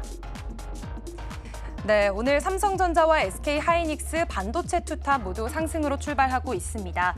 간밤 트럼프 행정부가 바이든 행정부의 AI칩 수출 통제 정책을 철회할 계획이다라는 소식이 전해지면서 간밤 필라델피아 반도체 지수도 1.7%가량 급등하는 모습 보여줬었는데요. 오늘 국내 반도체주들에게도 이런 모습들이 좀 호재로 작용하고 있습니다. 삼성전자의 경우에는 현재 1% 가까운 상승폭 보여주면서 55,100원 선에서 거래가 되고 있습니다. 또 삼성전자는 자회사인 하만을 통해서 미국 마시모사의 오디오 사업부를 인수했다라는 소식까지 들려오면서 오디오 사업을 강화하려는 움직임도 나타내고 있고요. 또 SK하이닉스 오늘장에서 1.7%대 강세 역시나 보여주면서 19만 닉스 올라서는 모습 확인해 보실 수가 있겠습니다. 하이닉스는 연이틀 상승세를 계속 보여줬는데 오늘도 그 상승폭 가져가고 있다는 점 포착되고 있고요. 또 미 인디애나주에 건설할 예정이었던 HBM 패키징 공장이 시의회 승인을 받아내면서 건설에 좀 속도가 붙을 것으로 예상이 되고 있습니다. 다음으로 LG에너지솔루션 살펴보시면 현재 0.78% 상승세 보여주고 있습니다. 이번 주 열리는 인터배터리 유럽 2025에 참가해서 유럽을 겨냥한 ESS 신제품을 발표할 예정인데요. 한편 1분기 글로벌 전기차용 배터리 사용량이 꾸준한 성장세를 보이고 있지만 이 LG엔솔을 포함한 국내 배터리 3사의 점유율은 하락했다라는 그런 좀 안타까운 소식도 들려지기도 했습니다. 이어서 삼성바이오로직스 오늘 1.15% 상승세 보여주고 있습니다. 어제장에서는 이 관세 무풍지대로 그동안 여겨졌던 이런 제약 바이오 쪽에서 트럼프 행정부가 의약품 관세를 조만간 매기겠다라는 소식이 전해지면서 어제 전체적으로 제약 바이오 주 쪽에 좀 하락세가 보여졌는데요. 그래도 오늘은 상승 전환한 모습 확인해 보실 수가 있겠고요. 현대차 다시 시총 5위로 올라섰습니다. 0.43% 상승해주는 모습 확인해 보실 수가 있겠습니다. 이어서 살펴보시죠. 네, 이어서 삼성전자 우선주 0.6%가량 상승해주면서 45,600원 선에서 거래가 되고 있고요. 또 하나에어로스페이스가 현재 다시 시총 5위로 올라선 모습 보면서 확인해 보실 수가 있겠습니다. 오늘 하나에어로스페이스 2.8%가량 좀 많이 빠지는 모습 확인해 보실 수가 있는데요.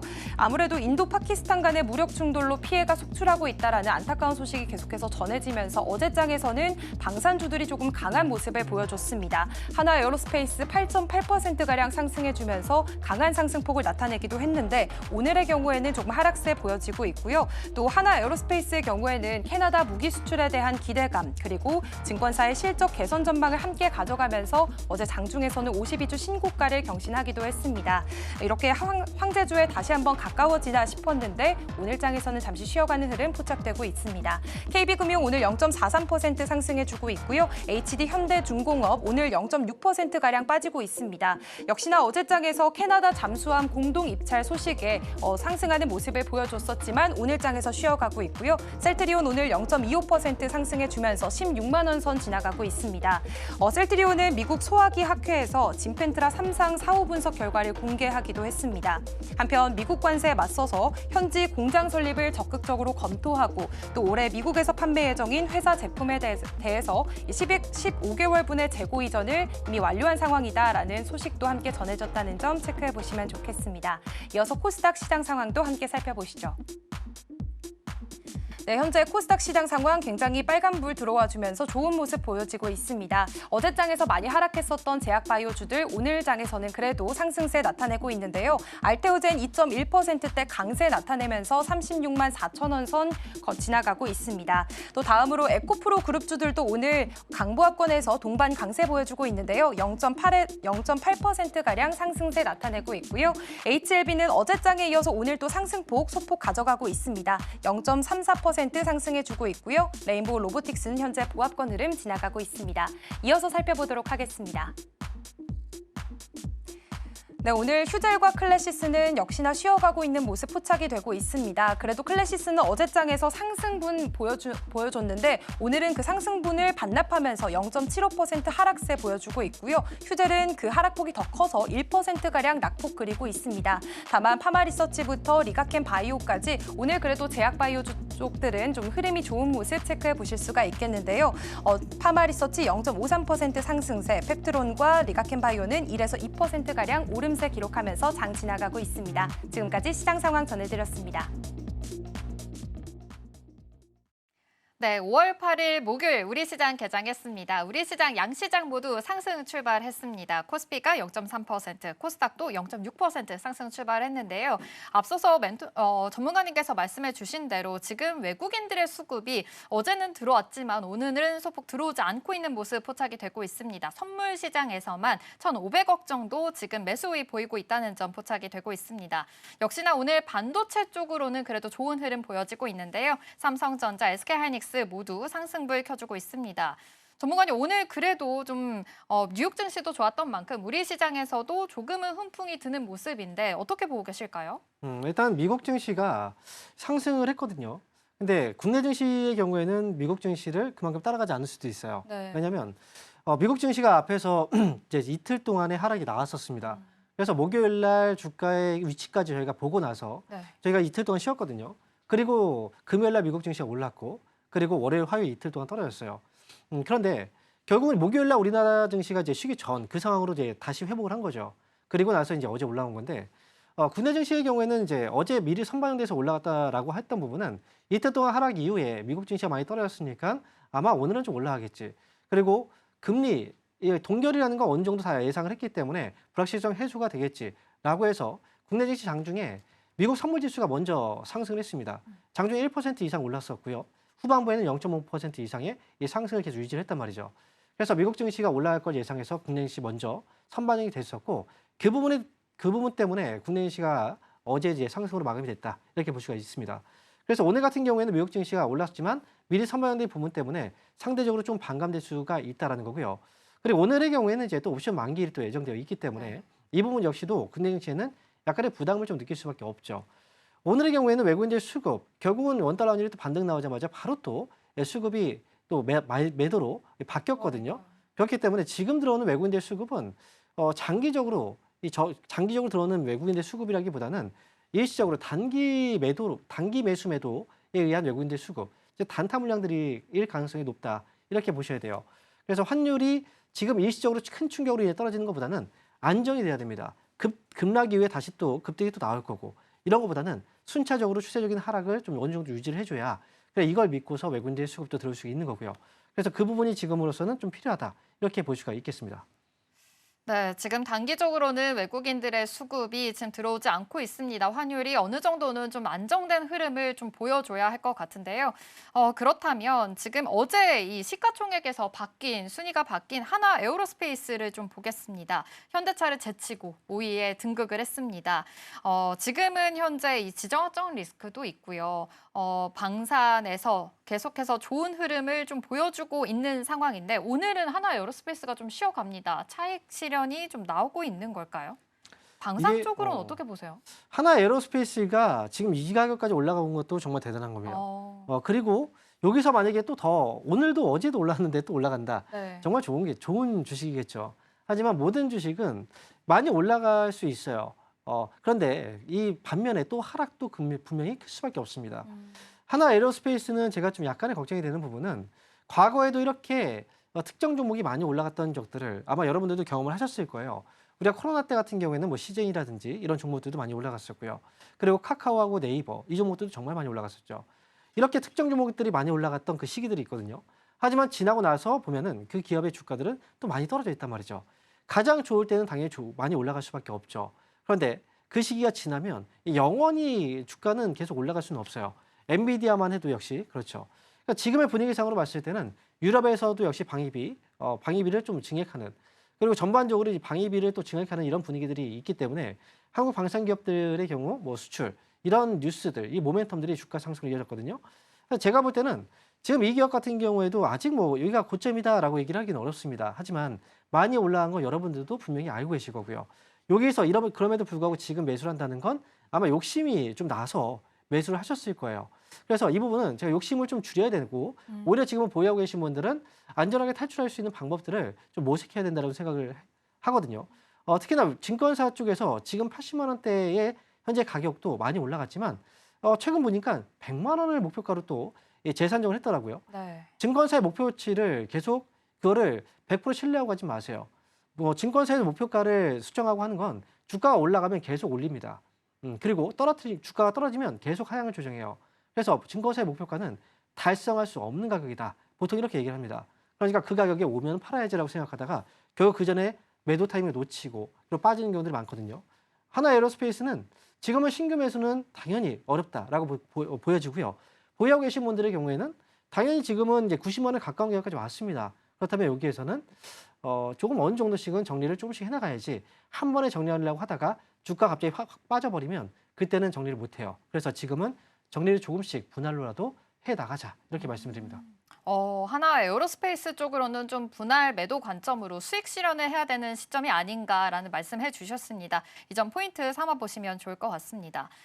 그렇다면 지금 미국과 중국의 이제 주말에는 무역 협상이 이뤄질 예정입니다. 이 소식뿐만이 아니라 지금 중국에서는 경기 부양책을 또 내놓은 상황이거든요. 지급 준비율 그리고 금리 인하까지 단행을 하겠다라는 이야기까지 나오고 있습니다. 그렇다 보면 지금 중국에 대한 내수 부양책이 지금 있는 만큼 우리나라에서도 중국 관련된 기업들 지금 급부상할 수 있을 것 같거든요. 이쪽으로 투자 포인트 어떻게 세워보면 좋을까요? 네, 지금 보면은 미국하고 중국이 아직 무역 협상을 안 했습니다. 네. 그런데 10일 날 협상이 예정되어 있거든요. 뭐 어떤 큰 협상이 나올지는 모르겠지만 큰 협상은 없을 것 같아요. 일단 한 번의 협상은 어려울 것 같고요. 하지만 바로 이제 일전에 중국에서 경기 부양책에 대한 소식이 있었거든요. 바로 오늘 역RP라고 하죠. 이거 지금 기준금리 격이라고 이제 보는데 이 역RP 금리를 0.1%포인트 인하한다. 라고 이미 발표를 했고요. 네. 오늘부터 이제 시행이 되는 거고요. 그리고 15일부터는 은행들, 시중은행들의 지급 준비율을 0.5%포인트 인하해 준다. 이렇게 정책이 나왔습니다. 그렇기 때문에 돈을 푼다라고 보시면 돼요. 돈을 풀게 된다면 내수 소비를 부양하겠다라는 거고요. 그렇다면 내수 부양 관련 종목들이 수혜를 볼 수가 있다라는 거고, 여기에서 본다면 어제 갑자기 화학 관련주들이 좀 급등이 나왔거든요. 그래서 화학 관련주들이 왜 올라갔을까라고 본다면 아무래도 이쪽의 뉴스와 맞물려서 올라가는 게 아닌가라고 추측을 해볼 수가 있어요. 그래서 화학 기업들의 경우에도 이제 중국의 경기 부양 체계 수혜주라고 볼 수가 있고요. 그리고 또 우리가 유통주라든지 또는 이제 화장품주는 항상 우리가 많이 꼽죠. 네. 그리고 또 한 가지로 본다면 이제 카지노 이런 종목들도 저희가 이 방송을 통해서 많이 얘기했거든요. 이런 종목들이 대부분 중국 경기 부양 체계에 해당이 된다라고 보시면 돼요. 그래서 중국 관련주들에 대해서는 미국 쪽에서 모멘텀은 없다라고 계속 얘기했죠. 그래서 미국 쪽에서의 모멘텀은 없기 때문에 중국과 관련되어 있는 종목들, 중국이 부양책을 계속 쓸 거고 그와 관련된 종목들에 대해서는 꾸준한 관심이 필요하다. 이렇게 말씀을 드립니다. 네, 미중 무역 협상이 이제 이루어질 예정인데 여기에 대한 모멘텀보다는 지금 중국에 대해서 경기 부양책을 내놓은 상황입니다. 기준금리를 0.1%포인트 이제 인하를 하고 시중은행에서도 지급 준비율 인하해 준다는 소식이 있기 때문에 내수 부양책 쪽으로 조금은 투자 포인트 세워보면 어떨까라는 이야기까지 해주셨습니다. 그럼 마지막으로 원전 이야기 한번 해보겠습니다. 어제 이 이슈 때문에 정말 오르락 내리락 하는 상황인데요. 이 체코 전력공사가 지금 한국 대표단에 사과를 하는 상황까지 이어졌습니다. 그렇다면 조금은 다시 기대감을 불러일으키는 상황인 것 같은데 원전 쪽 다시 봐도 괜찮을까요? 일단 원전 쪽은요. 어제 정말 크게 하락을 했거든요. 네. 저희가 그동안 체코 원전이 협상이 끝났다. 이제 다 본계약 체결이 끝난다라고 뉴스가 나왔거든요. 네. 그래서 당연히 한국 측에서도 이게 도장만 찍으러 갔는데 네. 거기에서 또다시 이제 중지가 됐죠. 그 전에 이 수주에 있어서 프랑스하고 미국 업체들이 이거 한국 쪽에서 자금 지원해줬고 이 부분에 대해서 제동을 한번 걸었었습니다. 근데 이 부분에 있어서는 다 해결이 된 줄 알았는데 또다시 프랑스 쪽에서 다시 또 이제 법원에 또 항소를 한 거죠. 네. 이 부분 때문에 지금 결국은 3월 달에 본계약이 체결되기로 했었는데 이게 5월로 연기가 되고 또 5월에 되기로 했는데 이제 또다시 연기가 될 수 있는 상황이 돼버렸어요. 지금으로서는 이 계약 자체가 엎어진다라기보다는 지난 3월에서 5월로 연기된 것처럼 이번 5월에서 또다시 몇 월로 연기가 될지 모르겠지만 연기될 가능성이 좀 높다라고 보시면 될 것 같고요. 결국은 이제 체결 가능성은 일단 높다라고 이제 증권가에서도 다 예측을 하고 있어요. 이게 엎어지긴 좀 어렵다라고 보는 거죠. 그래서 지금으로서는 이제 단기적으로는 당연히 이건 악재일 수밖에 없고 어제 악재가 나오긴 했지만 결국 장기적으로 봤을 때는 이 문제가 해결되지 않느냐, 해결되느냐로 봤을 때는 해결될 수 있다라는 측으로 봤기 때문에 어제도 급락 이후에 바로 또 낙폭을 많이 줄여놨다. 이 관련 종목들이 이렇게 볼 수가 있습니다. 원전주의 경우에는 지금으로서는 단기 낙폭, 분명히 불확실성, 이 리스크 때문에 그렇지만 결국은 다시 또 회복을 하지 않을까라는 조심스러운 전망을 해보고요. 그렇다고 해서 지금 당장 이걸 또 사야 된다. 라기보다는 보유하고 있는 종목들은 일단 지켜보세요. 체결이 만약에 된다면 또 다시 올라오겠죠. 하지만 지금 단기적으로 아직은 이제 체결이 아직 지연된 상황에서 여기서 무리하게 접근하는 건 좀 위험하니까 보유 중인 분들만 지금으로서는 대응을 하자 이렇게 말씀드립니다. 네, 좋습니다. 원전 관련돼서도 투자 포인트 잘 세워보시면 좋을 것 같습니다. 오늘이 옵션 만기일입니다. 끝까지 이제 변동성이 좀 있을 수 있으니까 이 점 주의하시면서 투자 포인트도 잘 세워보시면 좋을 것 같습니다. SCTV 황민혁 전문가와 함께했습니다. 고맙습니다. 네, 감사합니다.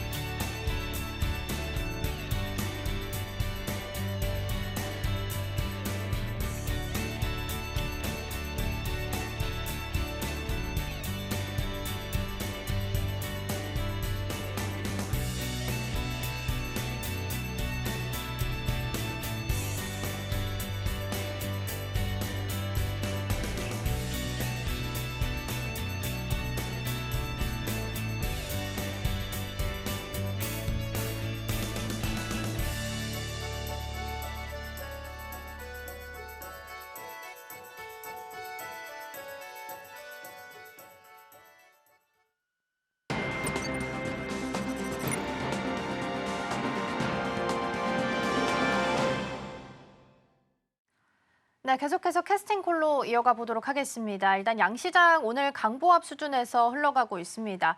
환율이 어제 1,300원대까지 6개월 만에 내려왔다가 다시 1,400원대 올라갔다가 오늘은 조금 내려와 있긴 합니다만 개장했을 때 94원 요 수준에서 움직임이 좀 체크가 됐었습니다. 양시장 모두 강보합 수준을 흘러가고 있고 코스닥에서만 외국인이 한 6억 정도 매수 소폭이지만 들어오고 있고요. 코스피에서는 여전히 빼고 있습니다. 더불어서 이제 오늘 옵션 만기일이기 때문에 변동성이 커질 수도 있다라는 부분은 좀 체크해봐야 될 것 같고요. 밤 사이에 있었던 FOMC 결과로 봤을 때는 일단은 동결로 나왔습니다. 파월 의장이 일단은 경제 불확실성이 더 커졌다라고 해서 덜하는 부분을 좀 표현을 더 넣기도 했다라는 부분이 굉장히 유의미하기도 했습니다.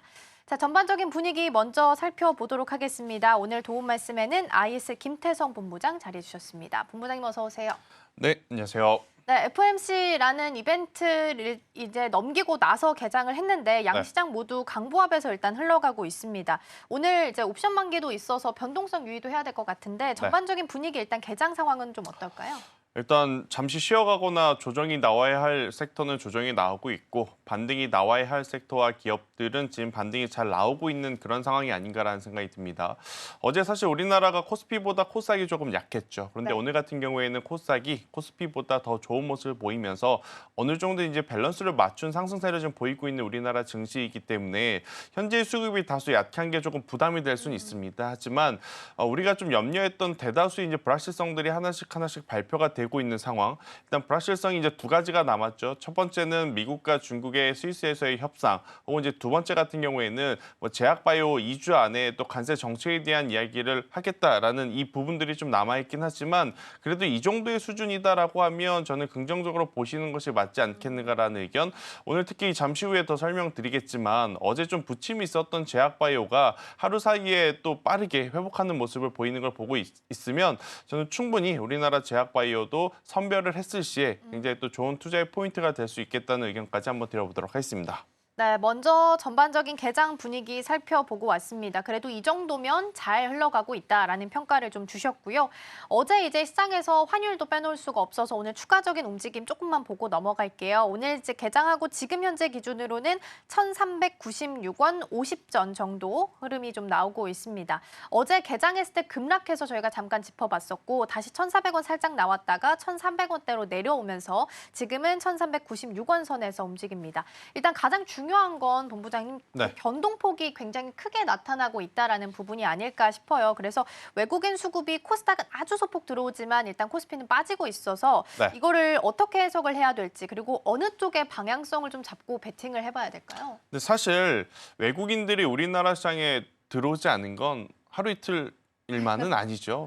그동안에 약 한 달 넘게 계속 외국인들을 우리나라 시장에 매수 베팅을 하기보단 매도 베팅을 해왔기 때문에 오늘 장 초반에 여전히 약한 수급에 대해서 너무 의미부여를 하시면서 걱정하실 필요는 없을 것 같아요. 대신에 이제 오늘 올라가는 쪽이 왜 올라가는지 그리고 조정이 나오는 쪽이 왜 조정이 나오는지 이유를 좀 명확하게 알고 지금은 섹터가 하나 움직인다 그래서 전체 다 강한 시장이 아니라 그 섹터 안에서 움직이는 종목만 또 움직이는 그런 시장이다 보니 종목을 잘 추리는 어떤 그런 스킬이라든지 리스트업이 더 필요한 시기가 아니겠는가라는 의견 한번 드려보도록 하겠고 원달러 환율이 사실은 변동성이 크면 시장에는 안 좋습니다. 뭐 원달러 환율에 따라서 수혜주가 있고 피해주가 있다라고 하는데 지금 원달러 환율이 약간 달러 약세라고 하면 사실 이제 원화가 강세잖아요. 그로 인해서 올라갈 수 있는 섹터는 좀 제한적이에요.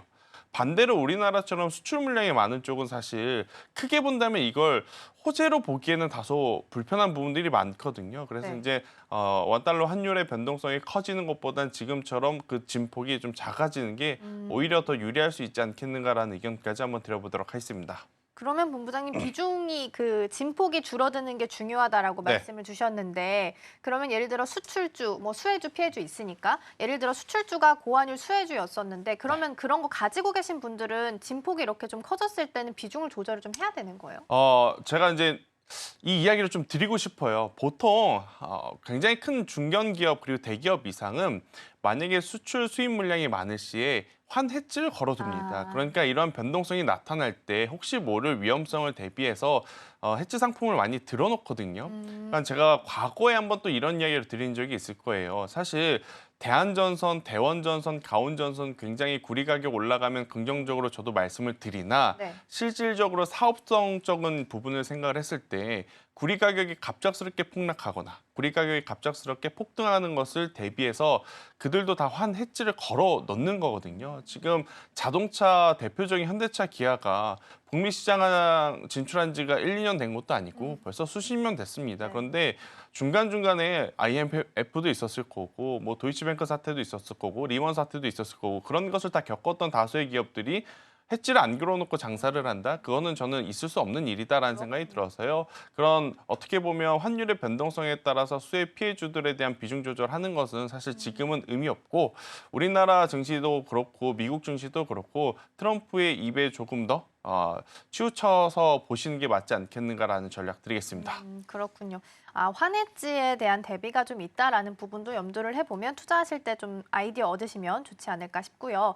5월 이제 8일이고 이제 5월 시작한 지 긴 연휴 보내고 나서 얼마 되진 않아서 보통 이제 5월 달 들면 이제 격언이 나오는 것 중에 하나가 셀인 메이죠. 근데 이제 그걸 20년 동안 따져봤을 때는 코스피가 5월에 10번 상승하고 10번 하락해서 딱 거의 반반이라고 하더라고요. 그래서 지금 요 구간에서 봤을 때는 어떻게 흐름을 좀 예측할 수 있을지, 셀인 메이 전략이 올해도 맞을지 어떻게 보실지. 저는 사실 그런 거 별로 찾아보지 않습니다. 네. 그러면 사야 될 때 못 사고 팔아야 될 때 또 못 사는 경우가 많더라고요. 저도 이제 경험을 많이 해보니까 그래서 오히려 뭐 5월 달에 팔아라라는 이야기에 좀 치우치기보단 저는 지금 가는 쪽에 비중을 확대를 하거나 그러니까 이게 시청자분들도 본인의 성향을 확실하게 정하시고 환경을 잘 파악을 하셔야 돼요. 그러니까 이게 뭐냐면 나는 오전에 뭐 우리나라장이 9시부터 시작을 하잖아요. 뭐 8시부터 이제는 뭐 넥스트 트레이더로 시작을 하는데 8시부터 9시에 회의가 많고 미팅이 많으신 분들이 장 초반에 단타 매매한다고 앉아있으면 그게 되겠습니까? 안 되죠. 그러니까 본인들의 매매 환경을 좀 확인을 하시고 그 환경에 맞는 섹터와 종목군들을 먼저 선별을 하시는 게 맞다. 그래야 내가 지금 이걸 살 수 있는지 아니면 팔 수 있는지 이 부분이 이제 결정이 되거든요. 그래서 뭐 5월 달에 뭐 사고 팔아라라는 이야기보단 여러분들 지금 환경에 맞춰서 살 수 있는 종목 그리고 이제 단기로 볼 것인지 아니면 길게 볼 것인지 그것을 좀 정해서 일단 단기적으로 본다면 정치 테마주들은 빼놓고 이야기할 수는 없을 것 같고요. 중장기적으로 본다면 오늘 정말 오랜만에 다시 한번 반도체 IT 전체적으로 수급이 돌고 있으니 이 부분을 꼭 참고하셔라라는 이야기를 드리겠습니다. 네, 격언보다는 본인의 투자 성향에 따라서 맞춰보자. 그리고 단기일지 장기일지도 고민을 좀 해보면서 투자 전략 세워보시면 좋을 것 같고요. 그러면 이번에는 외국인과 기관 쪽에서는 어떤 종목들 담아가고 있는지 순매수 종목 먼저 확인해 보겠습니다. 자, 외국인 쪽에서는 SK 하이닉스가 1등입니다. 그런데 반대로 외국인 순매도로 봤을 때는 삼성전자가 1위입니다. 그래서 외국인은 여전히 SK 하이닉스는 긍정적으로 좀 보는 것 같고요. 매도 쪽에 있는 걸 봤을 때는 삼성전자는 일단 SK 하이닉스 대비해서는 조금 더 안 좋게 보고 있는 것 같고요. 공통으로 담아가는 종목 중에 하나가 두산 에너빌리티입니다. 차코 원전 관련해서 체결하는 거 이제 소송 뒤로 미루라는 이야기가 나오게 되면서 사실 굉장히 많이 개장했을 때 떨어졌었는데 어제도 낙폭을 거의 만회한 채로 사실 마무리를 하게 됐거든요. 힘이 굉장히 강하게 마무리됐다라는 부분. 그리고 또 하나 에어로스페이스도 공통으로 보입니다. 어제 이제 시총 5위로 올라오는 모습도 보였죠. 오늘 오랜만에 반도체 IT 쪽으로 시세가 좀 몰리다 보니까 그동안 잘 갔었던 방산 쪽에서는 약간의 쉬어감이 오늘은 좀 포착이 되고 있지 않나 싶습니다. 그리고 이제 어제는 대한항공 쪽 환율 좀 떨어지면서 강세 보였다라는 부분도 함께 체크를 좀 해드리도록 하겠습니다. 자, 그러면 두산 에너빌리티 이 종목부터 확인을 해보겠습니다. 일단 이제 원전 관련해서 체결은 소송 이후로 미뤄서 뒤에 한다라는 게 가장 큰 골자입니다. 그래서 빠르면 수개월이고요. 만약에 좀 늦게 되면 연 단위가 좀 넘어갈 수도 있어서 우려감이 좀 커지긴 합니다.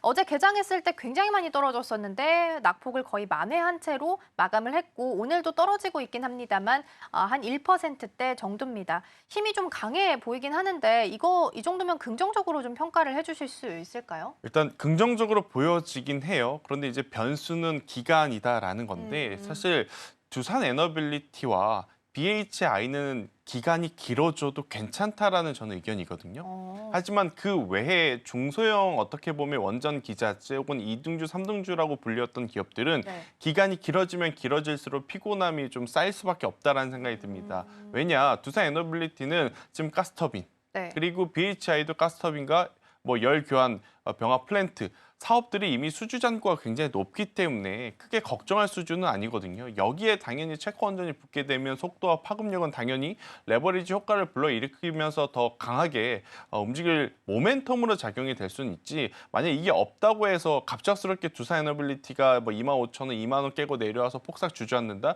그럴 가능성은 저는 현저히 낮다라는 생각이 들어요.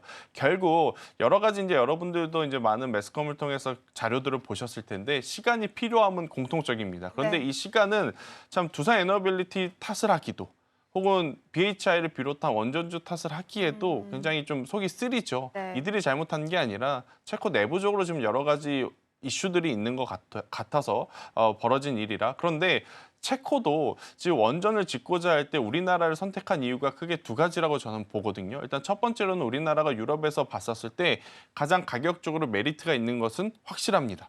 프랑스 대비 입찰할 때 25에서 30% 정도 저렴한 가격이 들어갔기 때문에. 그리고 두 번째는 뭐냐면 제가 전에도 한번 이야기 드렸지만 우리나라 방산가 혹은 원전주들이 해외에서 인기 있는 이유는 딱 하나입니다. 납기일에 맞춰줄 수 있는 생산력. 그 기준으로 본다면 지금 체코가 원하는 시기에 원하는 원전 설립 그 시기가 있을 거예요. 근데 그게 지금 계속 늦어지는 거거든요. 결정이 안 되면 안 될수록. 그런 차원이기 때문에 저는 체코 정부 쪽에서도 조금은 더 속도를 내준다 했었을 때 그래도 두산 에너빌리티라든지 BHI 그 기간이 얼마 될지 모르지만 그 기간을 버틸 수 있는 기업이라면 저는 현재 구간에서도 매수는 가능하지 않겠는가라는 의견을 한번 드려보도록 하겠습니다. 네, 그렇다면 그 변수는 소송이 얼마나 진행될지 그 기간이 되지 않을까라는 생각이 좀 듭니다. 이 부분도 참고해 보시면 좋겠고요. 그럼 이번에는 오랜만에 이름을 좀 올리고 있는 대한항공을 좀 볼까 합니다. 어제 이제 환율 효과도 좀 있었고 네. 황금 연휴 동안 이제 비행기 많이 탔다라는 기사가 보도가 되면서 이제 긍정적으로 반응이 좀 나왔습니다. 어제 이제 갭 띄워 놨으니까 이제부터가 사실 중요할 것 같아요. 상승의 흐름이 이제 되돌림이 있다 하더라도 그게 어느 정도일지가 좀 중요한데 요 정도 한 약보합 수준에서 오늘 흘러가고 있는데 지지 요 정도 수준에서 해준다면 저점은 좀 벗어났다라고 판단을 할 수 있을까요? 그러니까 어제 올라온 장대 양봉은 그냥 회복한 수준이었기 때문에 저는 조금은 더 추가 상승을 열어두고 보셔도 괜찮다라는 생각이 들어요. 일단 여기서 여러분들이 꼭 한번 체크를 하고 넘어가야 되는 건 왜 환율과 항공주가 지금 같이 이렇게 민감하게 반응을 하냐. 운용 리스와 이제 어떻게 보면 렌탈 리스라는 것이 있습니다. 비행기 업체들이 다수가 자체 제작하지 않고 보잉사라든지 비행기 완제품을 빌려서 쓰거든요. 그럼 이 렌탈료를 원화로 결제를 하느냐? 아닙니다. 달러로 결제를 하죠. 그런데 달러의 약세, 그러면 자연스럽게 똑같은 비행기 대수를 보유하고 있어도 유지하는 비용이 줄어든다라는 거죠. 그럼 그 유지하는 비용이 줄어들면 줄어들수록 이 대한항공이라든지 포함한 LCC 관련 기업들은 가만히 앉아만 있어도 영업이익 마진율이 J커브를 그려줄 가능성이 굉장히 높다라고 판단이 돼서 이제 어제 올라온 상황이거든요. 물론 지금 환율의 진폭이 좀 잦아지고 있는 것은 사실이지만 네. 가장 중요한 건 성수기 돌입을 통해서 굉장히 많은 고객들이 또 이동했다라는 좋은 소식들이 있었기에, 그리고 이제 미국의 WTI 유가 자체가 지금 계속 60불대 이하로 지금 낮은 가격을 지금 유지를 하고 있어서 저는 충분히 항공사들 같은 경우에는 강한 시세를 내기보단 그래도 작년 2분기, 3분기 수준으로의 어떤 주가의 회복은 괜찮지 않겠는가라는 생각이 들어서 당연히 기준점은 대한항공을 보시는 게 맞을 것 같고요. 대신에 이제 LCC는 각각 항공사마다의 특징이 좀 있습니다. 네. 실적을 보신다면 제주항공을 보시는 게 맞을 것 같고요.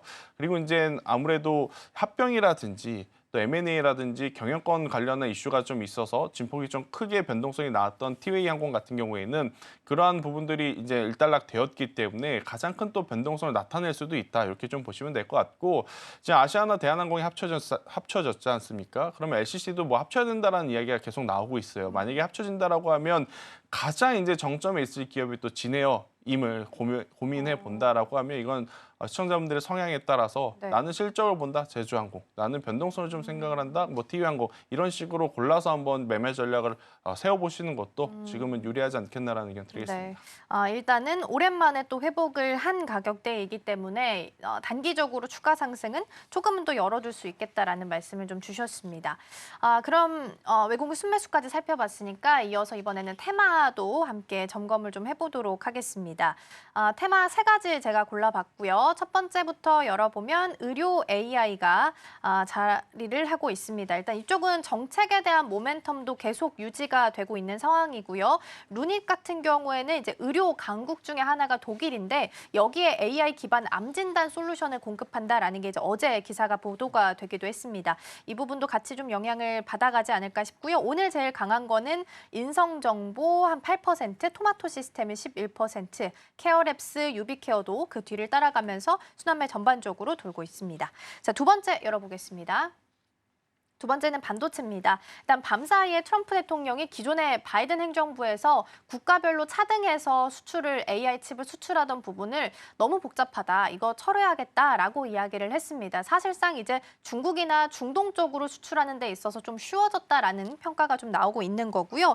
또 어제 단독 뉴스긴 합니다만 삼성전기가 이달 말에 기술 교류회를 개최를 한다라고 합니다. 여기서 이제 유리기판 공급사도 최종 선정한다라는 내용들이 있어서 그런지 오늘 개장하고 나서도 유리기판 관련주들도 움직임이 조금은 보이기도 했습니다. 자, 마지막 열어보겠습니다.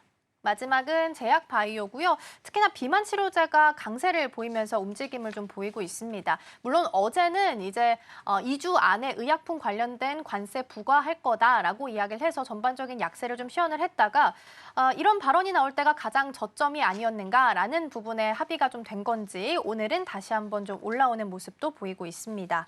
자, 일단 3가지 테마를 열어봤는데 본부장님 오늘 어느 쪽부터 전략을 좀 점검해 보면 좋을까요? 일단 제약바이오부터 좀 네. 말씀을 드려보면 어제는 이제 트럼프가 2주 안에 제약바이오 또 관세 이야기를 한다고 그러니까요. 하니 좀 겁을 많이 먹었었어요. 특히나 이제 미국 매출이 점점 늘어나고 있는 뭐 CDMO, CMO, 바이오 시밀러 기업들이 이제 조정이 좀 나왔었고 그러다 보니까 사실 한미약품이라든지 알테오젠, 유한양이처럼 힘을 내줘야 됐었던 파이프라인 쪽에서도 힘을 내지 못했던 상황이었거든요. 그런데 이제 우리나라와 미국의 어떤 상관관계를 보면 사실 우리나라에서 미국으로 대미 의약품 수출하는 물량은 계속해서 늘어나는 것도 팩트이고 사상 최대치도 팩트입니다. 그런데 우리나라는 전통적으로 제네릭이라고 하는 유사 제품보다 바이오시밀러라고 하는 제품에 조금 더 특화되어 있어요. 근데 이게 왜 중요하냐면 제네릭보다 바이오시밀러가 공정이 더 복잡하고 생산 단가가 높습니다. 지금 전체 어떻게 보면 하나의 제품에 우리나라가 차지하는 원료 의약품을 이제 DS라고 하는데 그 DS가 차지하는 비중이 100% 중에 10%밖에 안 된다 그러거든요.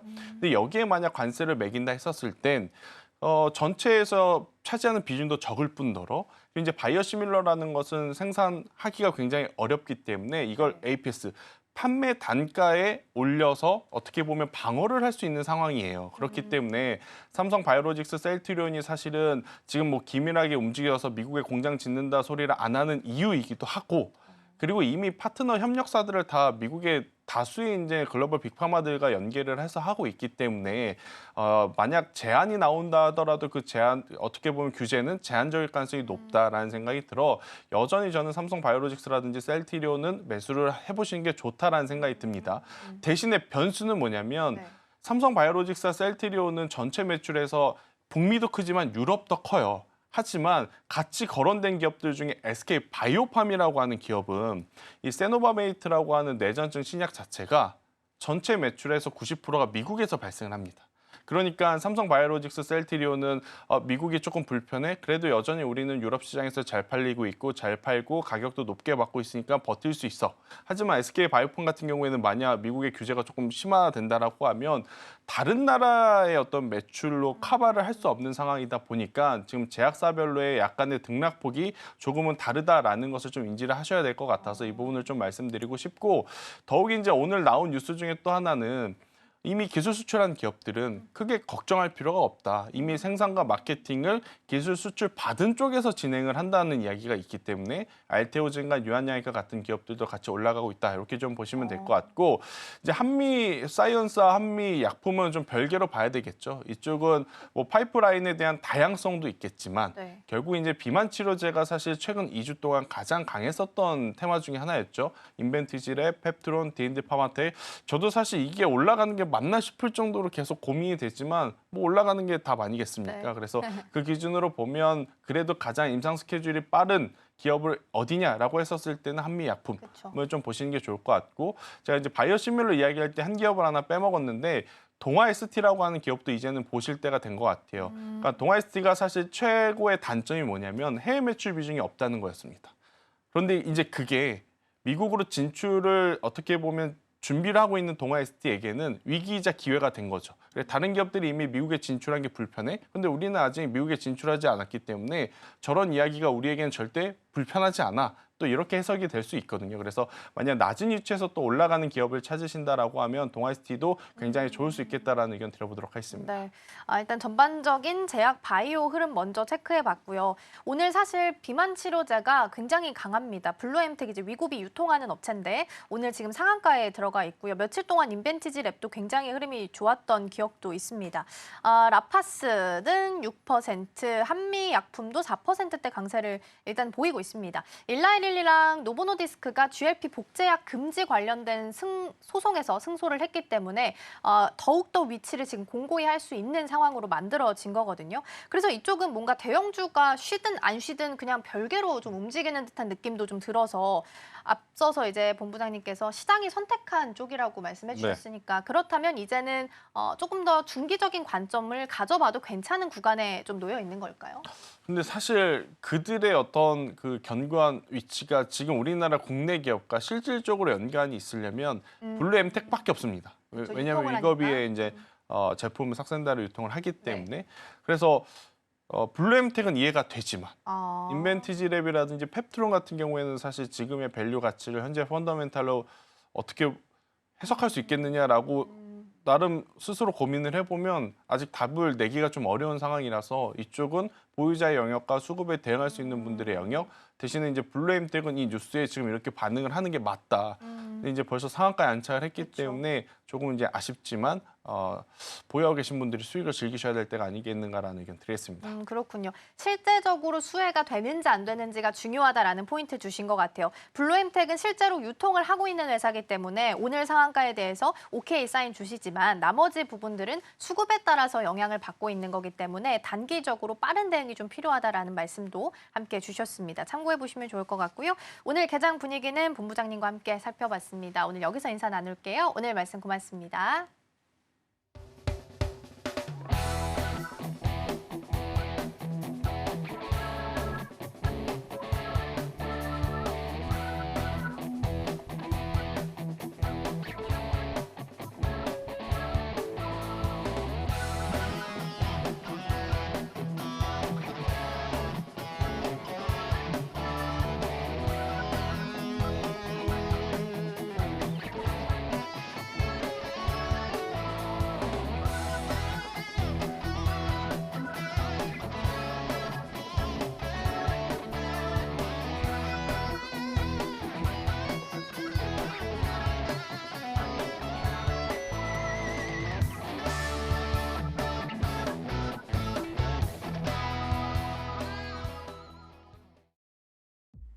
지금 이 시각 시장 상황 함께 체크해 보도록 하겠습니다. 먼저 지수부터 살펴볼 텐데요. 간밤 뉴욕 증시는 동반 강세로 마무리를 지었습니다. 오늘 우리 시장도 양시장 모두 동반 상승으로 출발했는데요. 현재 장 보시면 코스피는 조금 상승폭을 줄인 모습이고요. 코스닥은 상승폭 더 키워나가면서 양시장 모두 강보합권에서 거래가 되고 있습니다. 코스피는 0.21% 상승해주면서 2,579선, 2,580선을 다시 내려온 모습이고요. 코스닥은 0.9%가량 상승해주면서 729.33포인트 선 지나가고 있습니다. 그렇다면 수급 상황도 함께 체크해 보도록 하겠습니다. 먼저 코스피 시장입니다. 어제장에 들어왔던 외국인의 매수세는 오늘 다시 매도로 돌아섰습니다. 외국인과 기관이 모두 매도세 보여주고 있고요. 외국인이 710억 원 팔아치우는 모습, 기관도 378억 원 파는 모습 한번 확인해 보실 수가 있습니다. 또 오늘은 개인이 나홀로 매수세를 보여주면서 1,044억 원 사들이는 모습도 체크해 보실 수가 있겠습니다. 그렇다면 이어서 코스닥 시장도 함께 체크해 보시죠. 네, 그래도 코스닥 시장에서는 외국인의 매수세가 유입되고 있습니다. 개인과 외국인이 함께 물량을 담아가는 모습인데요. 개인 130억 원, 외국인 214억 원 물량 사들이고 있습니다. 한편 기관은 코스피 시장에 이어서 코스닥 시장에서도 물량을 팔아치우고 있습니다. 209억 원 가까이 파는 모습 확인해 보실 수가 있습니다. 그렇다면 이제 업종별 상승률도 함께 체크해 보도록 하겠습니다. 먼저 코스피 상승 업종들 살펴보시면요. 오늘 의료정밀 부분이 1.58%대로 강한 모습 보여주고 있고요. 비금속 광물 1.44%, 그리고 음식료품이 1.13%로 강합니다. 아무래도 그동안 수출 실적이 잘 찍혔었던 삼양식품을 필두로 해서 오늘 상승세 이어가는 모습 체크해 보실 수가 있겠습니다.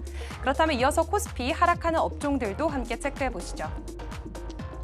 네, 오늘 코스피에서는 운수창고가 0.55%대로 약한 모습 보여주고 있습니다. 그리고 건설업도 0.35% 약한 모습 역시나 보여주고 있고요. 전기, 가스업까지 0.27% 좀 하락세 나타내면서 오늘 시장에서는 이렇게 하락세 나타내고 있는 종목들 체크해 보실 수가 있겠습니다.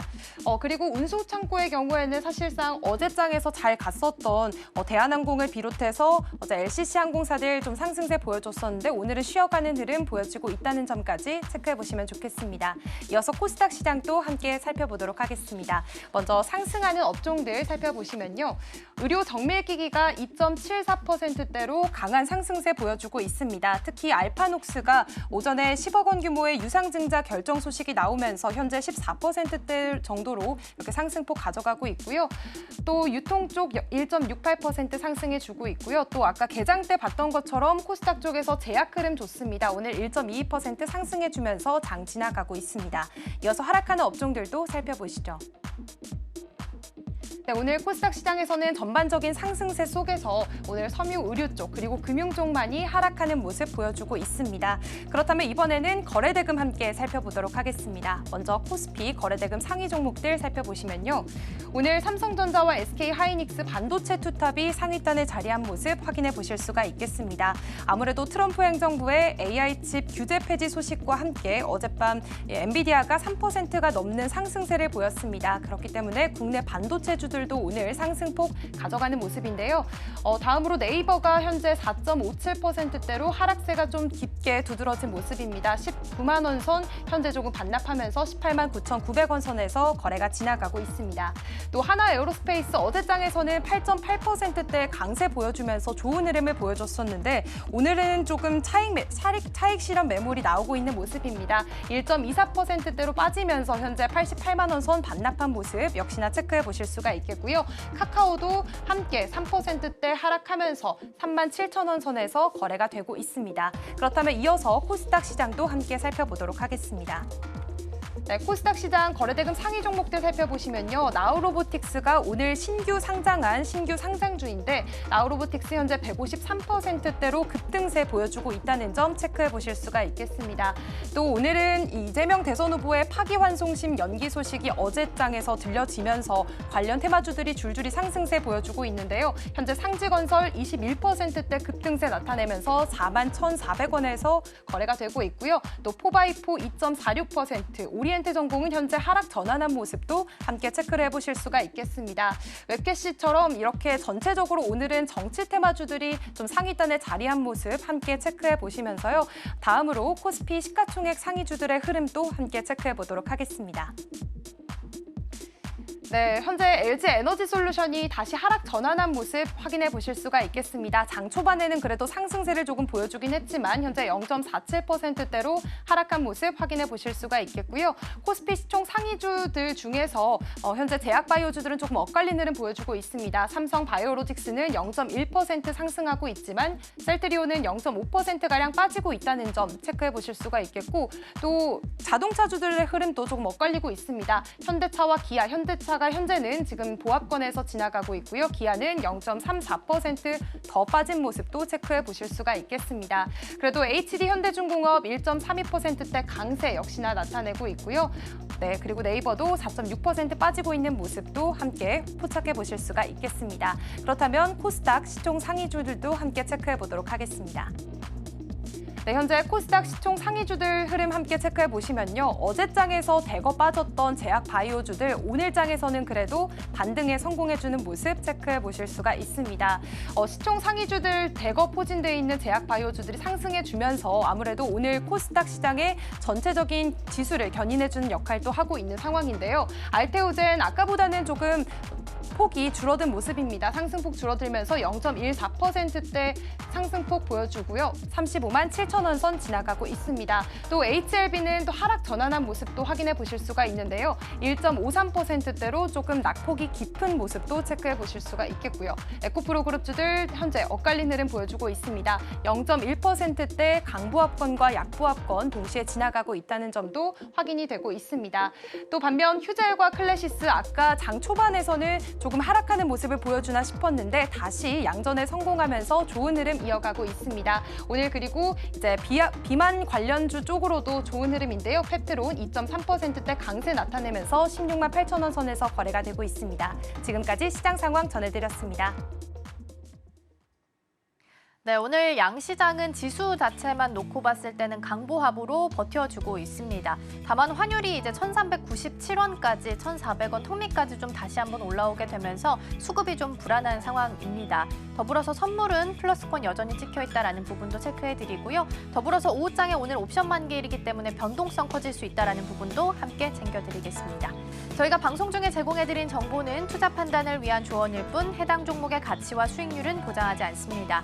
저희는 내일 더 다양한 소식 준비해서 돌아오겠습니다. 시청해주신 여러분 고맙습니다.